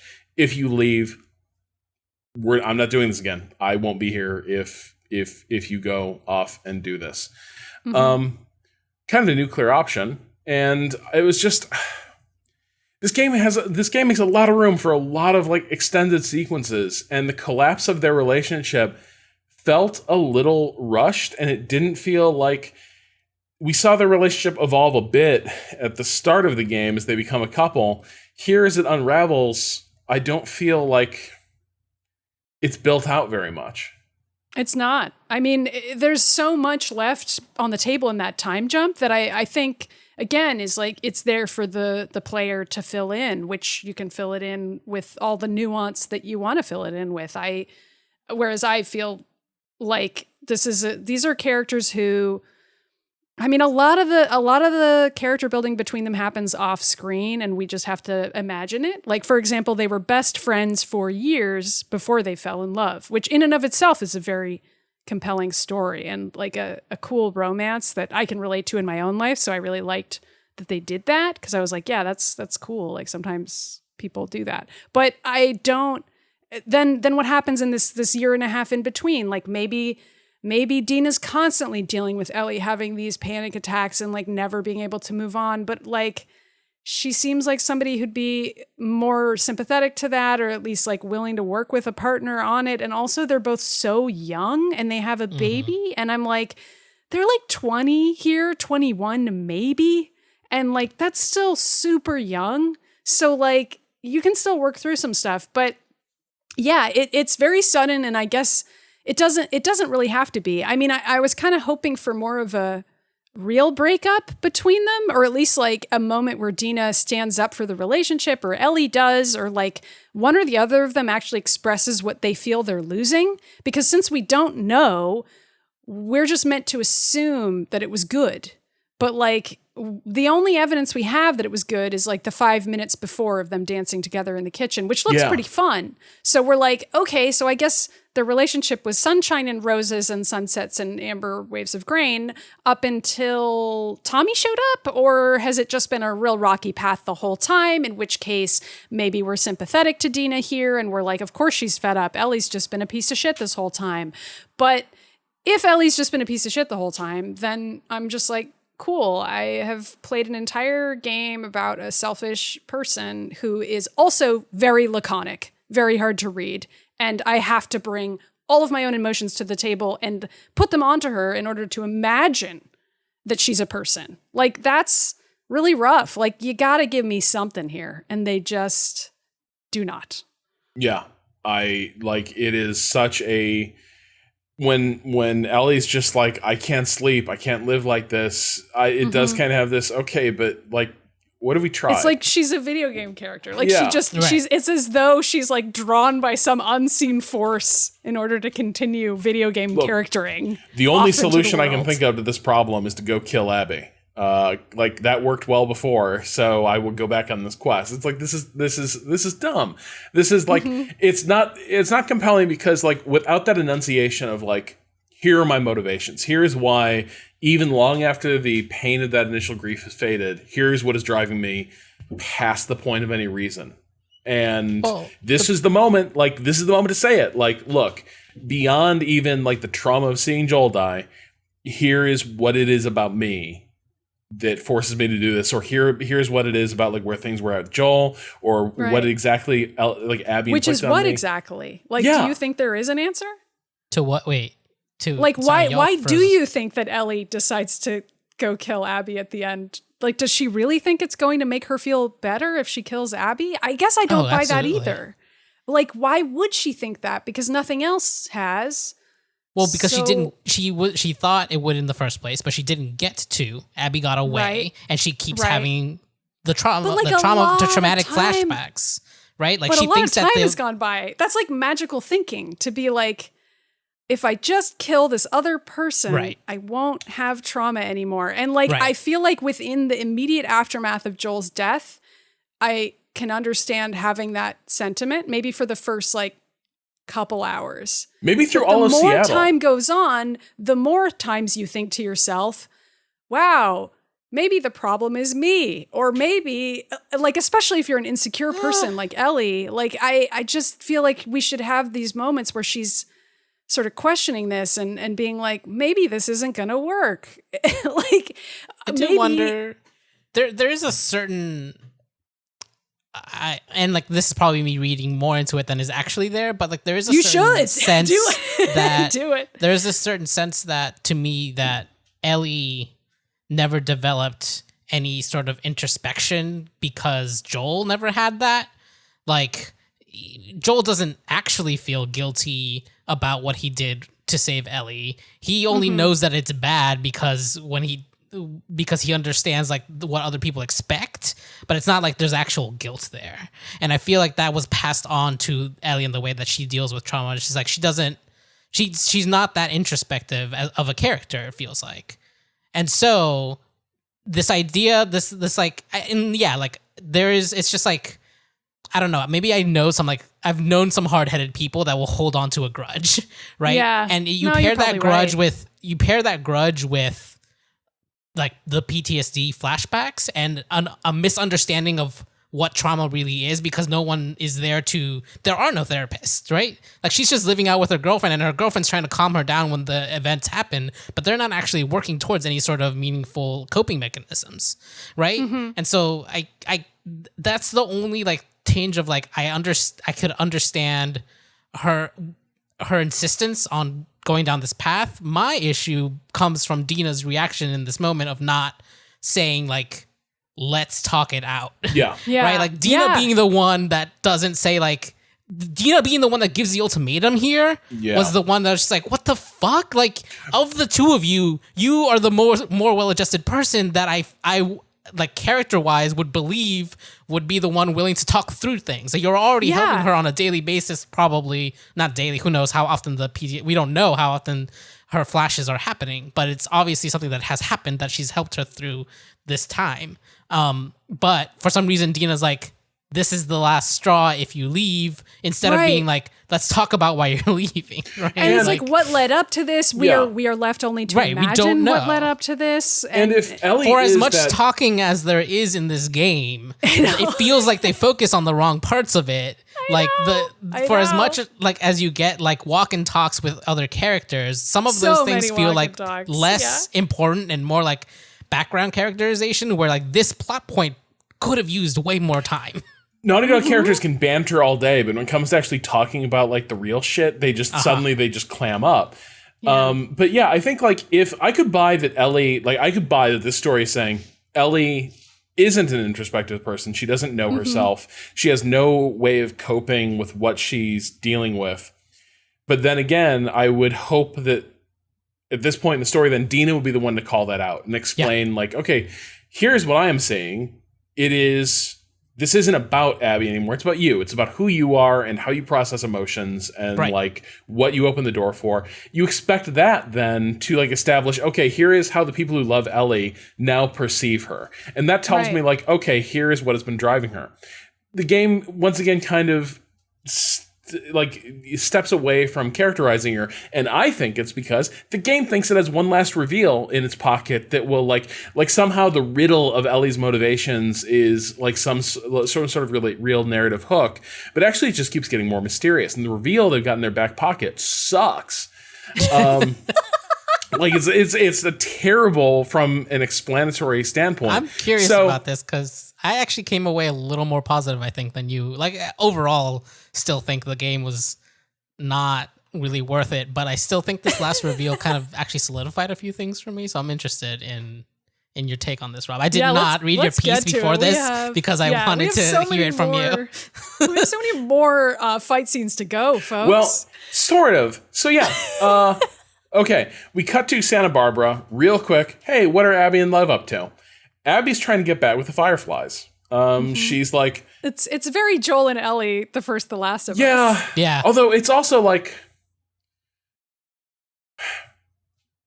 It means Owen was right that we stopped looking for the light. That's what Abby like. Abby's like, fuck, man. Seattle is burning behind me. You know what I need to do? I need to join a militia. Yeah. Do you? Yeah, like, you know, like that's actually the part of it that sort of makes your theory about the game, Rob, not work as well, because it turns out that joining a militia and believing in something is good if it's the Fireflies, which are now not the morally gray faction that they were in the first game. Now they're cool and good, but only because we like haven't seen much of them anymore. Into possibly having a cure. And like I think it's because they're not as actively militant as either the Seraphites or the wolves. Right. But and that doesn't mean for much in this world. Like, and they like honestly. have cool ham radios and like trucker names and stuff. So like now they're just like a fun, cool Boy Scout club or something. Like they're not the Fireflies you remember. They're like a fun family. Yeah. Yeah, maybe it's just gonna be like a cool hobby. Like, look, we just play with ham radios. Honestly, we just kind of like we tinker. Just are all really into knitting. They're the neolibs, right? Like they're as far left as you think you can get in this world. Yeah, I guess so. That being said, I did kind of like the oh, they might have a chance of finding a community again. Like Abby's happiness at like hearing that voice did hit me. I was like, oh, that is good. Yeah, like me too. they're getting the fuck out. Oh wait, they get ambushed by Emmanuel thinks they're a biker gang. I think they might be like ex-law enforcement or descendants of law enforcement, because a lot of these dudes are wearing like police shit. I don't know. It's tough to tell. They're all kitted out in tactical nonsense. Some of them have biker jackets with the snake insignia on them. So I think so it's like the serpent. It might be a little bit of column A, a little bit of column B. Honestly, like they're just kind of a hodgepodge of bad guy stuff, including leather, and also so these guys kidnap humans and for reasons. Does anyone know why? So it appears... Okay, there's definitely some slavery happening. It sounds like they put some of these folks to work. Trafficking for sure. Oh, yeah. But they also seem to dig fighting pits. Yeah, for zombies, though. Like zombie fighting pits. Well, and then but they I think they also put people in them, too, though. Or maybe they put people in with they're making those zombies. Yeah. Yeah, maybe. There's implication that they're getting turned, like they turn people, like once the zombies kill each other, like one of the people in the compound says, like, fucked up hobby to have to fight these things, like have these things fight. And then like they refer to one of the zombies by name. Like they knew who that person was before they turned. So like what I took from that was definitely like after they have the zombie fights and like one of the zombies dies, they make a new zombie from a prisoner. Yeah. Which is why someone like one of the first people that Ellie like sees that's escaping from this compound like commits suicide because he doesn't want to go back and be turned. Right. Yeah. Which is grim. I mean, this is like a very Lord of the Flies view of humanity at this point. Like it's like any group of humans you run into, you may as well be running into a group of zombies in terms of the level of monstrosity that's going to be depicted. Like this is the world. Every collection of humans who manages to get together, if they run into other humans, they're not going to think to themselves, great, more people who can help us out with our cool commune and like help us grow crops. No. They're going to be trying to kill you or like train you to die for their pleasure. And it's again, the game was funny to me at this point, which it is absolutely not supposed to be. These people suck so incredibly much that it does feel so. Okay. Abby's been taken by them. Ellie tracks them out to Santa Barbara, encounters the same dudes who like captured Abby. Yeah. Falls into their same trap. Love them. I do like how she outsmarted them though, where she would like backs one of them into one of the zombies in the trap, and she doesn't give a shit. She's immune. The other dude gets bitten. In the commotion, he gets like shot by his buddy, and then she murders the buddy after interrogating. I mean, it's a fun scene, even though I was exhausted by this point. Yeah, but like it so is like to me one of the tells is they give you a silenced like MP5 machine gun. So that now you don't even have to choose between just like blazing away and making noise. Now you can just like kill everybody in your path and not break stealth. Go for it. Like have at it. And these people are awful. Still made it through. Yeah, I was just about to ask you, Cado, you probably didn't kill anybody, right? I did not shoot that gun once because there are no there are zombies in that section, but you don't go through an extended zombie section with the gun. You have the extended zombie section before you pick up. Yeah. The zombies are like not even a threat in that area. Yeah. I went through that place like a threshing machine. Yeah, like, sure. I killed everybody. Totally. Yeah, it was complete wipeout. Like, I think I hear a voice over there. Yeah. You're turning people into zombies? Nah, fuck y'all. Yeah. I was setting zombies loose and being survived. Like, let's see what happens here. Yeah. Fucked vibes is the theme of this place. So after tearing through all these people, Ellie gets really fucking wounded. Right at the start in the ambush. Yeah. As well. Yeah. Not that it matters, but she has a bite mark again. She's been like quietly, like progressively bleeding out through all of this. She finds where the prisoners are. Now she's in really rough shape. We have sort of a Metal Gear Solid type like stumble, staggering, bleeding through the long slog to the pillars where Abby has been. She arms and lets go of some prisoners real quick, just as a quick. Yeah, she does let go. She does free all the prisoners who see her arm and they're like, oh, she's gonna turn into a zombie, and she's like, I just want to know where Abby is, and they tell her. I couldn't tell from this whether they thought she was trying to find Abby for a good reason or a bad reason. And I was like, would I tell someone in this situation where Abby was? Yeah, it really didn't seem like they cared. They were just like, she's probably already dead. She was bit. Yeah. If somebody lets you out of the torture dungeon, like, and they ask me for information, I'm probably giving them information. Like, oh yeah. If they're like, here, have guns, and you're free now, I'd be like, okay, yeah, I saw Abby out there. Go for it. Like she's hanging on the cross down by the beach. Yeah, go she's check on the her pillars. out. We have a cool name for them. Pillars. You'll know them when pillars. you see them. So it was funny because I ran right past Abby and didn't understand where I was supposed to go for this section at first. Well, you're supposed to stare at a lot of dead bodies on these pillars looking for and there's like a little spotlight on Abby that I just didn't notice the first time around. I didn't either. I walked past her and found some other people that looked like Abby, and they weren't. And then I saw the better character model, and I was like, "That's Abby." Oh, that's Abby. Still got those, I honestly knew arms. I wasn't gonna be able to tell, so I just started tapping triangle, walking near everyone until one of them triggered. It's funny that you guys also couldn't tell. I felt so stupid in that moment. She looks different. Really she looks. They cut she the obviously ponytail has. off. Yeah, they cut her hair off, braid. and also she's been out there for like weeks and hasn't been fed or anything. Like, yeah, she's fine, I guess. she's like she's like her model is thinner. Like she's lost mass. Because she's been still, which is the starved only for the last reason 3 months or whatever. that Ellie's gonna do okay in this fight, because like she's dealing with it. Well, they're both completely destroyed physically. God, Wait, at this point, why is there a fight? This is so. At this point, like this is where I go careening off the like, fuck this game. Like, what is the point of this? What is the point being made here that wasn't made ad nauseum before? Yeah. Abby gets cut down. She frees Lev. She's like, boats are over there. She sees Ellie's fucked up. Like she's done. She doesn't even. I like this. She has like zero reaction. Like she is so fried at this point that it's just like, yep. Here's like, another thing that. Yeah. I don't even care. But they get Lev down, and then when at some point Ellie threatens Lev in order to go. They both got their boats. And Abby into fighting. Yeah, and she's like, we're not fit. Like, she's about to get in her boat. She puts her shit in her boat. Abby's getting ready to shove off. And Ellie turns around and is like, we have to finish this. Yeah. And Abby's just like, what? No. Like, are you fucking kidding yes, me? Correct. Yeah, she's like, what the fuck? Like, first of all, spared you once, kicked your ass, spare you again. Like, it's a video game, Rob. You need a boss fight.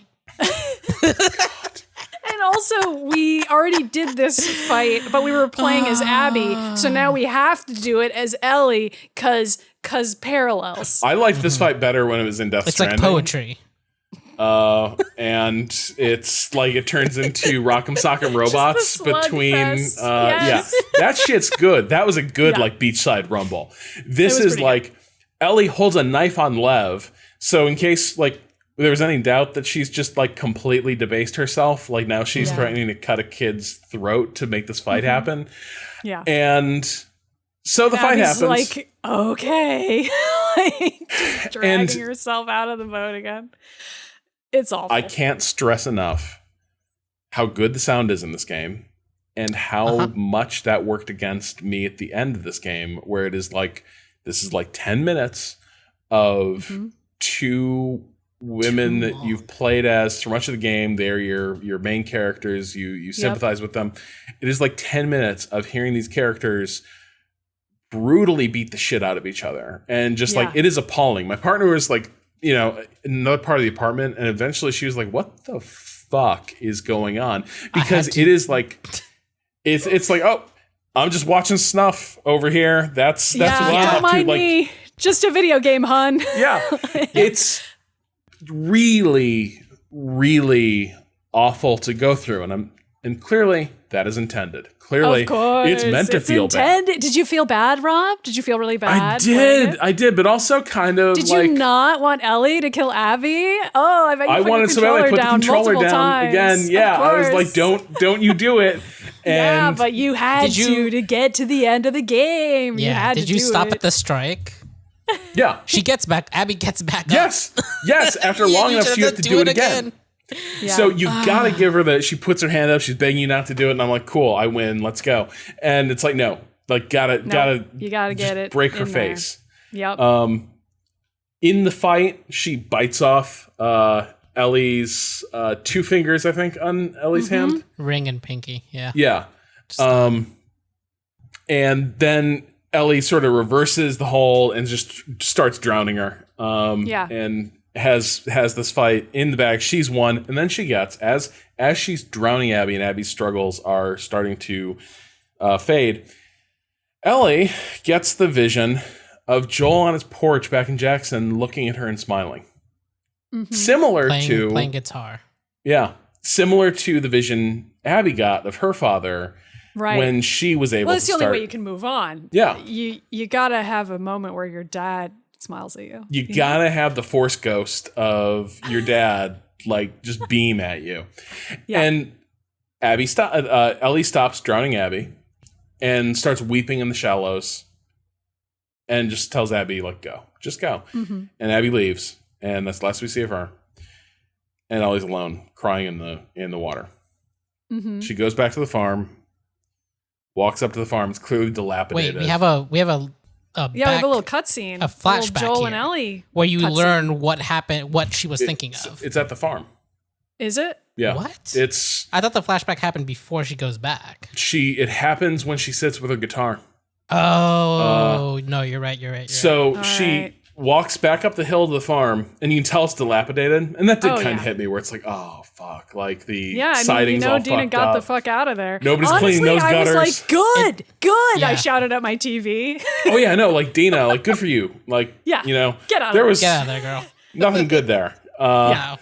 Yeah, very, very proud of her to, like, have that self-respect and be like, I deserve better. You do deserve better, Dina. You're a cool person. So Ellie goes to the house. It's all empty except for her shit. Like, Dina's left all her shit. Classic breakup move. You leave only the other person's shit behind. And she finds her guitar. And just quick thing, I think it was a smart decision. I like it. It's sort of needlessly Baroque to create this guitar playing interface in this game. But at the same time, for the character that the guitar music is in this series, I think giving it that due of like making the guitar a like interactive like character in the game was a smart decision. And it sets up this moment where you get the chord cues and she can't play because she has this mutilated hand and she can't do the motions that she used to. And so she plays like the broken opening of her song that she had with Joel. If I ever lose you, I'd surely lose myself. She's now truly lost herself. That's right. And then, she lost Joel and she lost herself. Wham. Flashback. The night of the dance. Mm-hmm. She goes to Joel after the whole blow up at the dance. Yeah, he punched a guy. House. Yeah. And they kind of start making things right. Yeah, they do.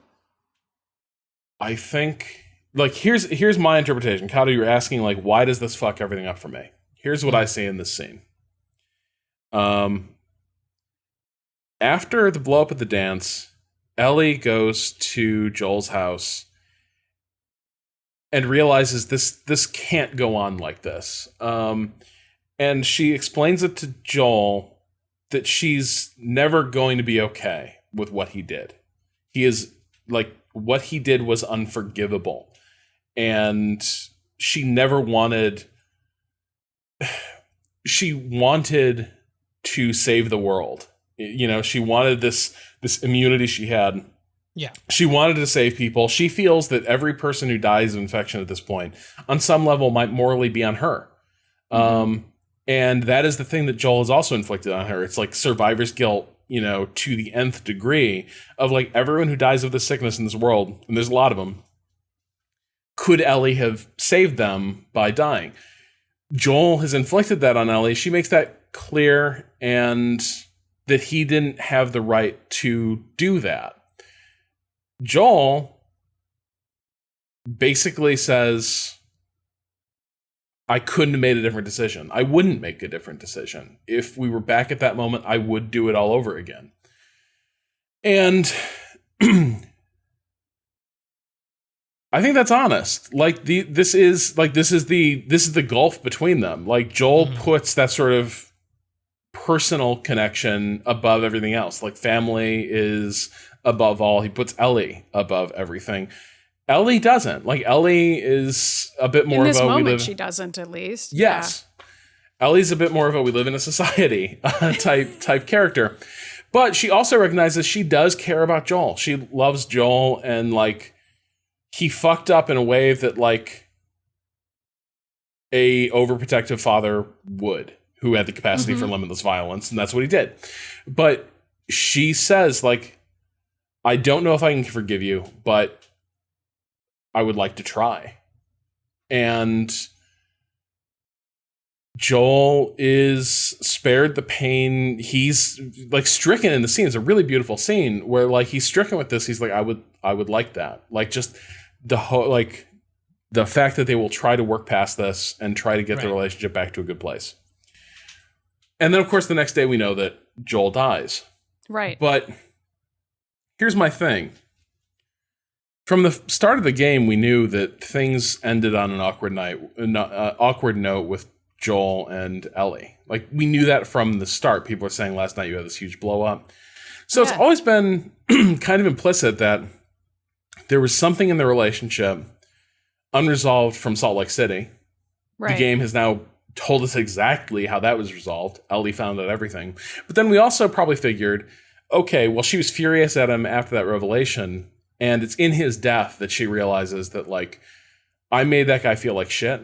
I rejected him and couldn't tell him any of the good things I felt about him, which were real. And she realizes once he's gone, she doesn't have the chance to say them. You know, like she was paying Joel back for the way he fucked up and didn't actually expect he would be gone. And now he is. And all of that is left dangling. And she doesn't have a chance to reconcile with him that she's furious at him, justly so, but also still views him as family and loves him. And that is a terrible burden to bear. And I could understand that would take me a long way to driving me a little bit crazy about like moving on past this. The guilt of like that man who died before your eyes died thinking you hated him. Yeah. But this flashback tells us that he didn't. He knew. He knew that like, and to me, this is the thing. When you tell someone like, we have this profound disagreement, but I care about you enough to try and like get to a good place. And they both say that. Yeah. Yeah. The important part of that is what you've admitted is that you both value this and you care about it. And it might not ever get to a good place, but that'll be because some of these differences can't be bridged.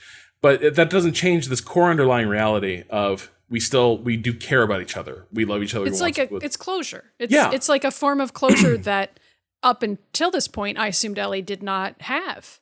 Yes. And it was the only thing remaining that made me sympathetic to her was that I was like, well, she'll never have closure for these things. And I mean, this is part of why I was like, oh, she needs to be expressing that in some way, like yell it at somebody at some point. But it turns out she can't yell it because she actually does have a form of closure with Joel that is, it's like fantasy level closure. Yeah. Like I've never had a conversation with my dad go this well. Like it like he runs down the line on all the shit. He's like, you're gay and I love you, kid. She seems great and I bet she's going to really value you. I bless your relationship. I hope it lasts forever. I think you're so great. Like it's like fantasy parent conversation. And the night before he died. Like this is the thing that you like curse God for not giving you. Yes. Right? Like and this is like if this were a dream she had, like if this were like, you know, I don't know. It feels very like Albus Dumbledore on the train platform to me. Like it's so frickin' tidy. Like it's like you don't get this in real life. Like you don't get these conversations with your parent, and that's what haunts you. And that's what I thought this game was about. But then it ends by being like, actually, Joel and Ellie really love each other, and that's why she went on the killing spree. And I'm like, okay. Like, I don't. But Cado, tell us why you liked it. I mean, I just don't feel it was at odds as much. That like my reading of it was definitely like that. Yeah, that is a type of closure, but the whole like the thing that keeps saying and like the thing that Abby puts forth in like the thesis of that moment is that you lived and you wasted it. Is the thought that Joel doesn't get to live out being forgiven, right? Like the fact that she doesn't get to rebuild that relationship, like they were starting to, right? Like, but that was literally the night before when she said, I want to try to forgive you. And right. I think that's the sort of thing where like there's a second step there of actually rebuilding that relationship that is what drives her to feel so angry about him dying then, is that they were starting to get back in good graces, and they will never be able to do that now. Even if they like admitted that first step of like, we still care about each other and we want to rebuild the relationship, it mirrored that thing that Abby said of like, that the kind of the pin on it is like, you know, don't take for granted the time you have, essentially. And like the reason I dislike it is different is because it kind of undercuts Ellie's totally justified anger at Joel for the year. She knows about the hospital for a year before this conversation happens, before they start to repair their relationship. And the game then at that last moment seems to undercut that year as like wasted time. Like, imagine if you had forgiven him earlier, you could have been happier with Joel. For an extra year. Yeah. Right. Like, and then do you think the suggestion there is that Ellie's somehow in the wrong for not having forgiven him sooner, or just that we're meant to assume that Ellie feels that way? Yeah, I think it's more like you're meant to assume that Ellie feels that way, right? Yeah. Which is why that was the real motivation there, was that she felt guilty for not mending things with Joel sooner and having that time with him, right? The issue being that there isn't enough to make that reading solid, I think, right? Like, I feel like most of it's there, but like, again, the conversations that do happen they're not revealing enough of like Ellie's, of that time, right? There's a time gap there of like what did happen, like how ostracized did they become in that year where she finally, like, because she says like, I'll go back to Jackson, but like I'm done with you. But in that year somehow comes back around to him. Like, was that just like a straw was broken in the like, where she like, in that dance, in that moment, she saw him protecting him and was like, oh, I remember this. I remember how he like came to be and how he protected me, and like how he protected me violently, and like the discomfort that I feel over that. And that's why it's like, all coming rushing to the forefront for me in this moment. Yeah. Right. I don't know. It's messy. I don't think it's clean or good either way. It's just like, I feel like it didn't. I kind of understand where you're coming from of this. Like, it is a sense of closure, but I still feel like there is more. There's a different closure that is being missed out on that she feels guilty about. That's true. But I think at that point you're maybe asking for like, that's a lot of fucking closure. Like, the thing is like the abbreviated life of Joel here at the end. That still goes really far. And like, what she doesn't get to do is go fully back to the days when they're going to the Natural History Museum. Those days don't get to come back. Neither does childhood. Things are never going to be as simple. My favorite reading of how this game ends and what I think the message is supposed to be was actually from Sam Greer over at Lad Bible. Shout out to Mike Diver. I think this is a great piece about how interpretable Ellie was to Sam. And let me just give you an abridged version of the ending of this piece. At the end of the game, Ellie returns to the farmhouse that was once her home with Dina and their child. She doesn't cry or shed a tear. And how could she, when that empty house is how she's always felt anyway? Stuck in lockdown for 3 months, I've found a strange, similar calm. Unable to heal, Ellie is unable to let love into her life. Part 2's final flashback, a last reminiscence with Joel, shows us that what Abby took from Ellie was a chance for forgiveness and healing. That's the true loss she's been avenging. A final attempt to play her guitar, unable to hold the strings with 2 fingers missing, is maybe obvious but affecting imagery nonetheless. You do feel like you've lost a part of yourself. It's not a happy ending, and the hope for Ellie's future for Ellie's future for healing is small. But by making it difficult, by not making it assured, The Last of Us Part 2 sticks closer to the slow reality of what healing from trauma is actually like. That won't be everyone's experience, but as a lesbian who grew up in violence, this game has helped me feel empowered and seen. The ending says to me that healing isn't really something you ever achieve. It's something you keep trying every day, a bit at a time. I really like the piece. I really like that reading. And I think that is, my feeling is that's the reading that Naughty Dog would like everyone to get from this. Right. Yeah. I'm sad I didn't get that feeling from the game. That would have been nice. Yeah. And I also wish I felt that way. And a lot of Naughty Dog people have been out on a press tour explaining how this game is more optimistic than it appears, which I think maybe says a little something about how it actually plays. Yeah, I honestly feel the only reason I was like in the mind in the headspace to find that like a semblance of that reading is the fact that I like threw away most of the mechanics that the game gives you and like did most of this by stealth, in a different way. The smallest thing is that there is that one tutorial where it's like sometimes you can just run, sometimes running is the better option, but everything else. I think about this game actually a lot. I refer to Undertale a lot because it is a favorite of mine, and the kind of way that you have this option, right? Like the option between killing and doing a pacifist route. In this game, you also kind of have that option for the most part, and the issue being that nothing else changes. It doesn't react to you when you do that.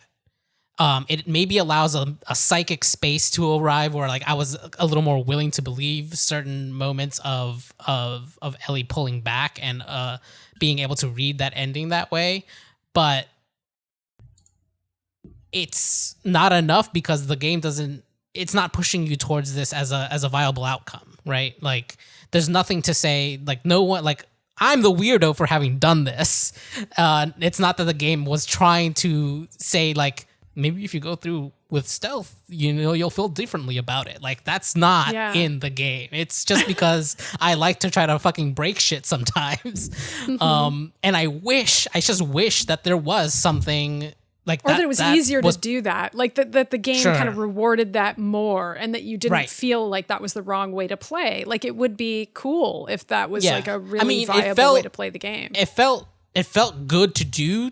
But like I like the stealth, and I feel like some people don't, like are like waiting for the moment to like get the stealth out of the way. But like the game is never saying that it is a worthwhile thing to do apart from like you end up not running out of stuff sometimes.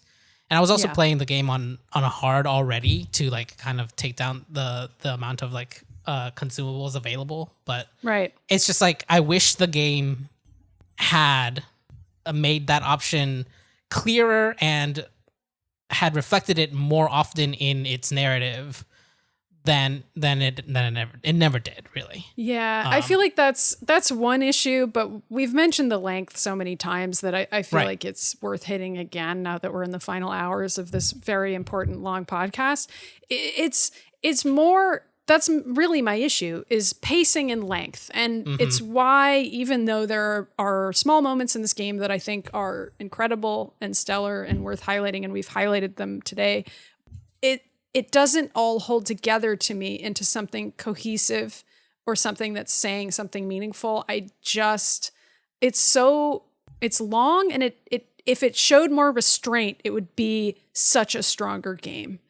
Like there's a version of this that is just edited and it's still doing a lot of the same shit. And it's still, maybe it's not even any deeper. Like maybe it's still just as shallow of a morality play as it is currently. And it is definitely a morality play, but that's okay. If it's 15 hours and it's really tight and everything that's there is stuff that absolutely needs to be there, I feel way differently about it than I feel about it being 27 hours. Because by the time you get to the end of the 27 hours and you're looking back on everything you did and you're thinking about how repetitive it was and how many times you were told the same lesson over and over again, like that is that's what's shitty to me. Like I don't know why they did that. Like I can like pinpoint individual things about the game, and I've certainly done that that I don't like, but I'm willing to forgive those things if you just don't make me repeat them over and over and over again until I am tired of them and like fully emotionally removed from the experience and merely observing it as artifice, which is what you don't want me to do. You do not want me to be seeing the artifice. You want me to be in it and experiencing it. And I just, by the end of this game, really the whole last 10 hours, I was outside of it. And that sucked. That was too bad. I didn't want to feel that way about this game. Yeah, I think that is it for me too. Like, this game had so many opportunities to end. It had so many opportunities. Like, it could have ended at the farm, and it would have been uncomfortable. Like, it is almost Lord of the Rings level. Yeah. Endings. My boss, Chris Plant, was like, this game is pulling a loader. And I was like, yeah, dude, I'm real sorry about it. It's going to keep ending. People kept being like, oh, this game seems great. I was like, keep playing. Keep playing. Just, like that first 8 hours, though, cool shit. Yeah. But like by the end, it is, and that's the other thing, it has a really simple message that it keeps trying to drive home through artifice, through escalating unpleasantness via the impeccable craft of a Naughty Dog game.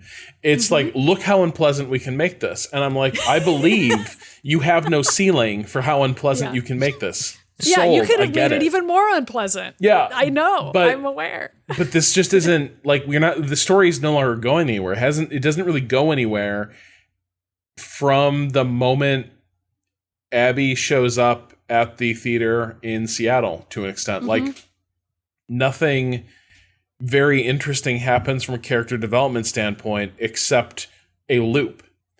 Yes. And it is a loop that is less satisfying because it is a time skip. It is like, boy, it feels like maybe something should have changed along here, if only the conversations we're having about this. Right. And I mean, you have to play the same game twice, like, except you play a worse version of the game the first time around, and then you play like a better but more violent version of it the second time, which it definitely feels like at some point this game was intertwined the way the beginning and the end were the whole time, right? Yeah. I'm sure they changed the order of the game. And like that I felt like that was another form of artifice that I could really see and felt the intense weight of, just imagining that cork board of scenes and knowing how many times they changed the order of them, and just thinking to myself, what if you took some scenes off the board? Like, what if you got rid of some of these? Because the game's long, folks, and you don't need every single one of these scenes, as beautiful and intricately animated as all of them are. It's just... Maybe making those decisions earlier, you don't have to make all those scenes, just throwing that out there. Not everything that's in the script has to be shot. Not everything in the script has to be built. But yeah, I do think that structure standpoint, it did feel a bit to me like there was sort of this retroactive attempt to create a sense of suspense around these character motivations. I talked about this earlier, but like, why is Ellie doing all of this? Yes. And the answer is never more complicated than you think at the beginning of the game. Like, basically, you know why Ellie's doing this from about halfway down the block when Jesse's taking you to meet Maria. Like, you basically know, like, oh, Joel dies today, and I basically know what the score is. Like, you know what's going on. But then the game keeps trying to, like, breadcrumb out the motivation for this character, and it's not revelatory. There's nothing there you didn't already know, and in fact it raises more questions, and so it just does become so frustrating. I think this is why Patrick mentioned this, and I think you mentioned as well, Maddy, the sense that a lot of people who like to get something out of this game, to an extent, you have to do a lot of the work of projecting experiences onto the characters. And I think thing that, like, I think Sam's reading is great. That's fine. Yeah. Like, I feel like so much of my frustrations with the game, like, I will admit this, like, a lot of it is me and, like, my life experiences, my relationship with my parents, like, the girlfriends I've had, being able to relate more to Dina than to Ellie in that breakup moment. And like, just that emotional disconnect is personal to me. And so it made it harder for me to relate to the game. And so I've had to kind of be like, okay, like some of this is my shit. And like, I'm just not going to like a daddy-daughter story that much. And I'm just not going to like the way that Dina and Ellie's relationship plays out. And I'm always going to look at that fan art and be like, that feels kind of fucked up to me. Like, that's just gonna be my personal feelings. But I try to separate those out when I analyze the game because I'm trying to be fair. But I also think that even just from a media studies standpoint, like just a structure standpoint, this game falls down in so many ways for me. And I was just gonna say, and the issue of length is like doubly or triply even worse given the reporting that's come out about crunch. At Naughty Dog. Yep. It's like, it wasn't even worth it. Not that it could ever be worth it. I don't think it never could be, but also it wasn't. Yeah. But it definitely wasn't in a way that even they could justify to themselves, I think. I mean, who knows what they're thinking, but like the fact that people were wondering if it was worth it. Yeah. I would be. Yeah. I don't know. But also it's a hit game. For some people, it probably feels like, vindication. I think it might depend on where you stand in the studio, what your incentives were too. Like totally. And crunch never is never applied flatly to everyone in a company either, which is that's right. Which is why you get people defending the company, right? Like, which is why you get people that are like, oh, I was fine. What are you complaining about? It's like, right. Different departments are going to have different pressures put on them by their higher ups, and which is also why I don't necessarily even begrudge the people who like have that take as far as like, I had a fine time. It's like, but look at your coworkers and see why they're complaining. Like, they're not probably complaining for nothing. Anyways, like just that was the whole point. Just like I wanted to make sure we said out loud that we know that there was the horrible crunch at Naughty Dog on this game. Last of Us 2. And then the game was too long. The game was too long. I don't think it was worth it, clearly. And that is also shitty to think about for me as a critic, to be like I felt really sad playing the game for that other reason. Just being like, wow, people worked really hard, but in service of what? In service of a story that says what exactly? And I didn't have a good answer to that. And that was very depressing to me to be playing this game that I think adds up to not much. In terms of what honestly, it's just like the best case for editing. You get rid of crunch, and fucking your game will be better. A tighter game, right? Yeah. A tighter game and less working hours. Like, people survive and don't burn out. Like, I know it's frustrating because there are things that in the end also like I can see the great game that's like scattered partially throughout here that gets bogged down with so much extra bullshit, and like also with some kind of messed up like background ideology that they don't dig into. Yeah, right? Like, I mean, it's both things. Like, I feel like even the shorter version of the game doesn't nail that those stuff. Things. That's part of it. There's some things that are baked into the foundation of this thing. This is still Neil Druckmann's game about universal hate. Like, it is still that game. So I would still not have connected to the 8 to 15 hour version of The Last of Us Part 2. And that is just a sad thing for me to have to recognize and be like, wow, I guess this game really wasn't for me, but also like it's clearly for a lot of other people. Just gonna say it real quickly. That's a really weird sequel to Universal Paperclips. I think for me, have we done it, folks? Have we done this show? I think we. Sorry, Rob. Did you have a final point? Yeah, I think it would have been nice if some of the readings that people were getting out of this. I think if the game had done a bit of lifting to make that stuff accessible to me, that it didn't depend on like what lens you bring to it, but like Yes. this is why it helps to have characters discuss motivation or express some motivation or demonstrate this in some interesting way. The fact that the game leaves it open to this interpretation, and you can like Ellie becomes a thing you can project a lot of motivations and experiences into, but also she can be just as mysterious and like baffling, or even just come across as like kind of a dumbass if you're bringing different experiences. And I think this is kind of why it fails as tragedy, is like, what is Ellie's driving motivation or character flaw? Like, what explains all of this? I see a lot of viable candidates for what explain it, but nothing in the game really supports any of those readings clearly, and nothing really contradicts my suspicion that like her motivations seem extremely flimsy and don't hold up to any kind of scrutiny.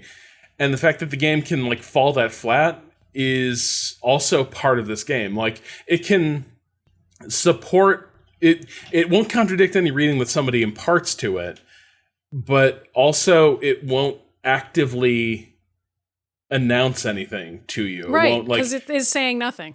Right. And so I think that's why it's so easy to come to the end of this game and feel like, well, this was kind of a pointless endeavor. Like, this was a story that didn't need to exist, because ultimately only one character who we spend a fraction of the game with, a large fraction, but still a fraction, only one character really like has an arc that makes sense and like has motivations that are interpretable. The other character, Ellie, is sort of torn up from what we thought we knew of her in the first game. But we didn't know her really. Yeah. Yeah. But then by the end, I'm like, maybe there was nothing to know. Yeah. Yeah. There's nothing there. There's no one. It turns out she's Joel. Yeah. Yeah, she's mini Joel. It turns out 100%. she is Joel. And people were so sad that they couldn't play a game as Joel. And the great news is that you just did. And you're Joel. It's Joel's all the way down. It's Dad's all the way down. Joel is alive in us all. It's the Lion King. Joel's face is in the sky. He is you, Simba. That is how this game ends, and that is the note it wants to hit. And that I didn't want to play a game as Joel. TBH, wasn't interested in it. Wanted to play a game with somebody else. What if Joel but worse? But I got to play cool teen lesbian Joel, and she. I'm so tired. Yeah. So that's The Last of Us, and I think that is. I am glad, like, I can put this discussion down. Like, Part 2. I am. Yeah, The Cast of Us. No, it's a game I've thought a lot about, because it is a game where like I've spent weeks where I'm like, I've been rewriting it. I said it earlier. I keep rewriting the game. So there's something to be said for that. That's how I felt about Rise of Skywalker, which I also strongly disliked. I did think about it for weeks, and I rewrote it a lot of times. Yeah. So does that mean it's good? With Rise of Skywalker, people were like, a lot of people felt like, this is kind of shitty, right? I think this one, I'm like, okay, what are people saying? Like, what am I getting wrong here? Yeah. It's like, I'm trying to get it. Yeah. And unfortunately, the answer is just that my personal experiences, apparently, like the things I can take to the game are wrong. But also, I would argue I'm right, and everything I've said today is right. Oh, I will. I will stand by. I will defend. I will travel to Seattle and like clear that place the fuck out to defend that take.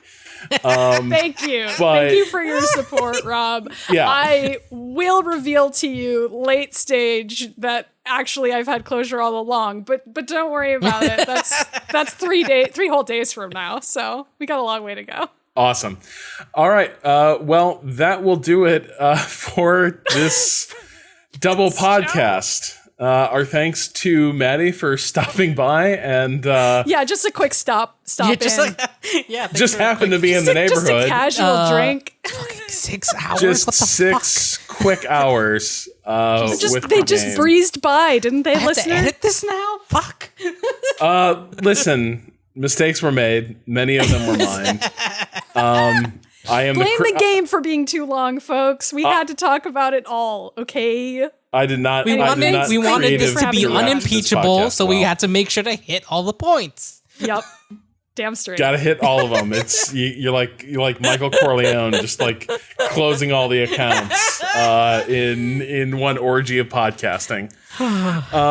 Our thanks to Too Mellow for the track "Slide Asleep" off the album After Midnight. You can find that at twomellowmakes.bandcamp.com. That's for Waypoints. We used it for Spoilercast too, right? No. We should. I usually use... Okay, I'll do it this time. Yeah, because I'm not re-recording Mel's music that. is great. Yeah, that's a great track. I love it. You can keep up with all of us at waypoint.vice.com. You can keep up with Maddy at polygon.com, but also, where are you on Twitter? I'm at Maddy Meyers on Twitter. It's like Maddy Meyers, but Midi Myers. That's my Twitter handle. Cado, cool. Where can people find you? At _Cado_appears on Twitter. And I'm Rob Zachney. You can find me on Twitter at Rob Zachney. That'll do it for this spoiler cast. We hope you've enjoyed it. Please be sure to rate and review us on your podcast platform of choice, if it allows such a thing. I think we're a 5-star podcast, but I'm less certain of it after 6 hours than I was at the start. I think that means it's 6 stars. It's like star by the hour, right? 6-star podcast. 6-star podcast, 6-star runtime. Yeah, that is very true. We'll be back again with Waypoint Radio on. Is this two parts now, Cado? It is absolutely 2 parts. This part that we are finishing here. This is Monday's podcast. Tuesday, tomorrow, you're just gonna get a shit ton of Waypoint podcasts this week. Tomorrow we will be doing Ghost of Tsushima and Ubisoft. We know that ahead of time, so we can tell you. Get excited for that. Not The Last of Us. Yeah. Finally, Last of Us in the rear view. All right, but until then, do not give in to astonishment and know when to end your stories. Or end your podcasts, as the case may be. I'm not allowed to. You know what? I gotta shut the fuck up about, like, your game's too long. I recorded a 6-hour podcast. My podcast is a fifth of, like, that fucking game. I fucked up. This is the moment when we're all jumping on the bed with the hobbits together. That's what we're doing right now. Rob, end the fucking show. Goodbye. Goodbye.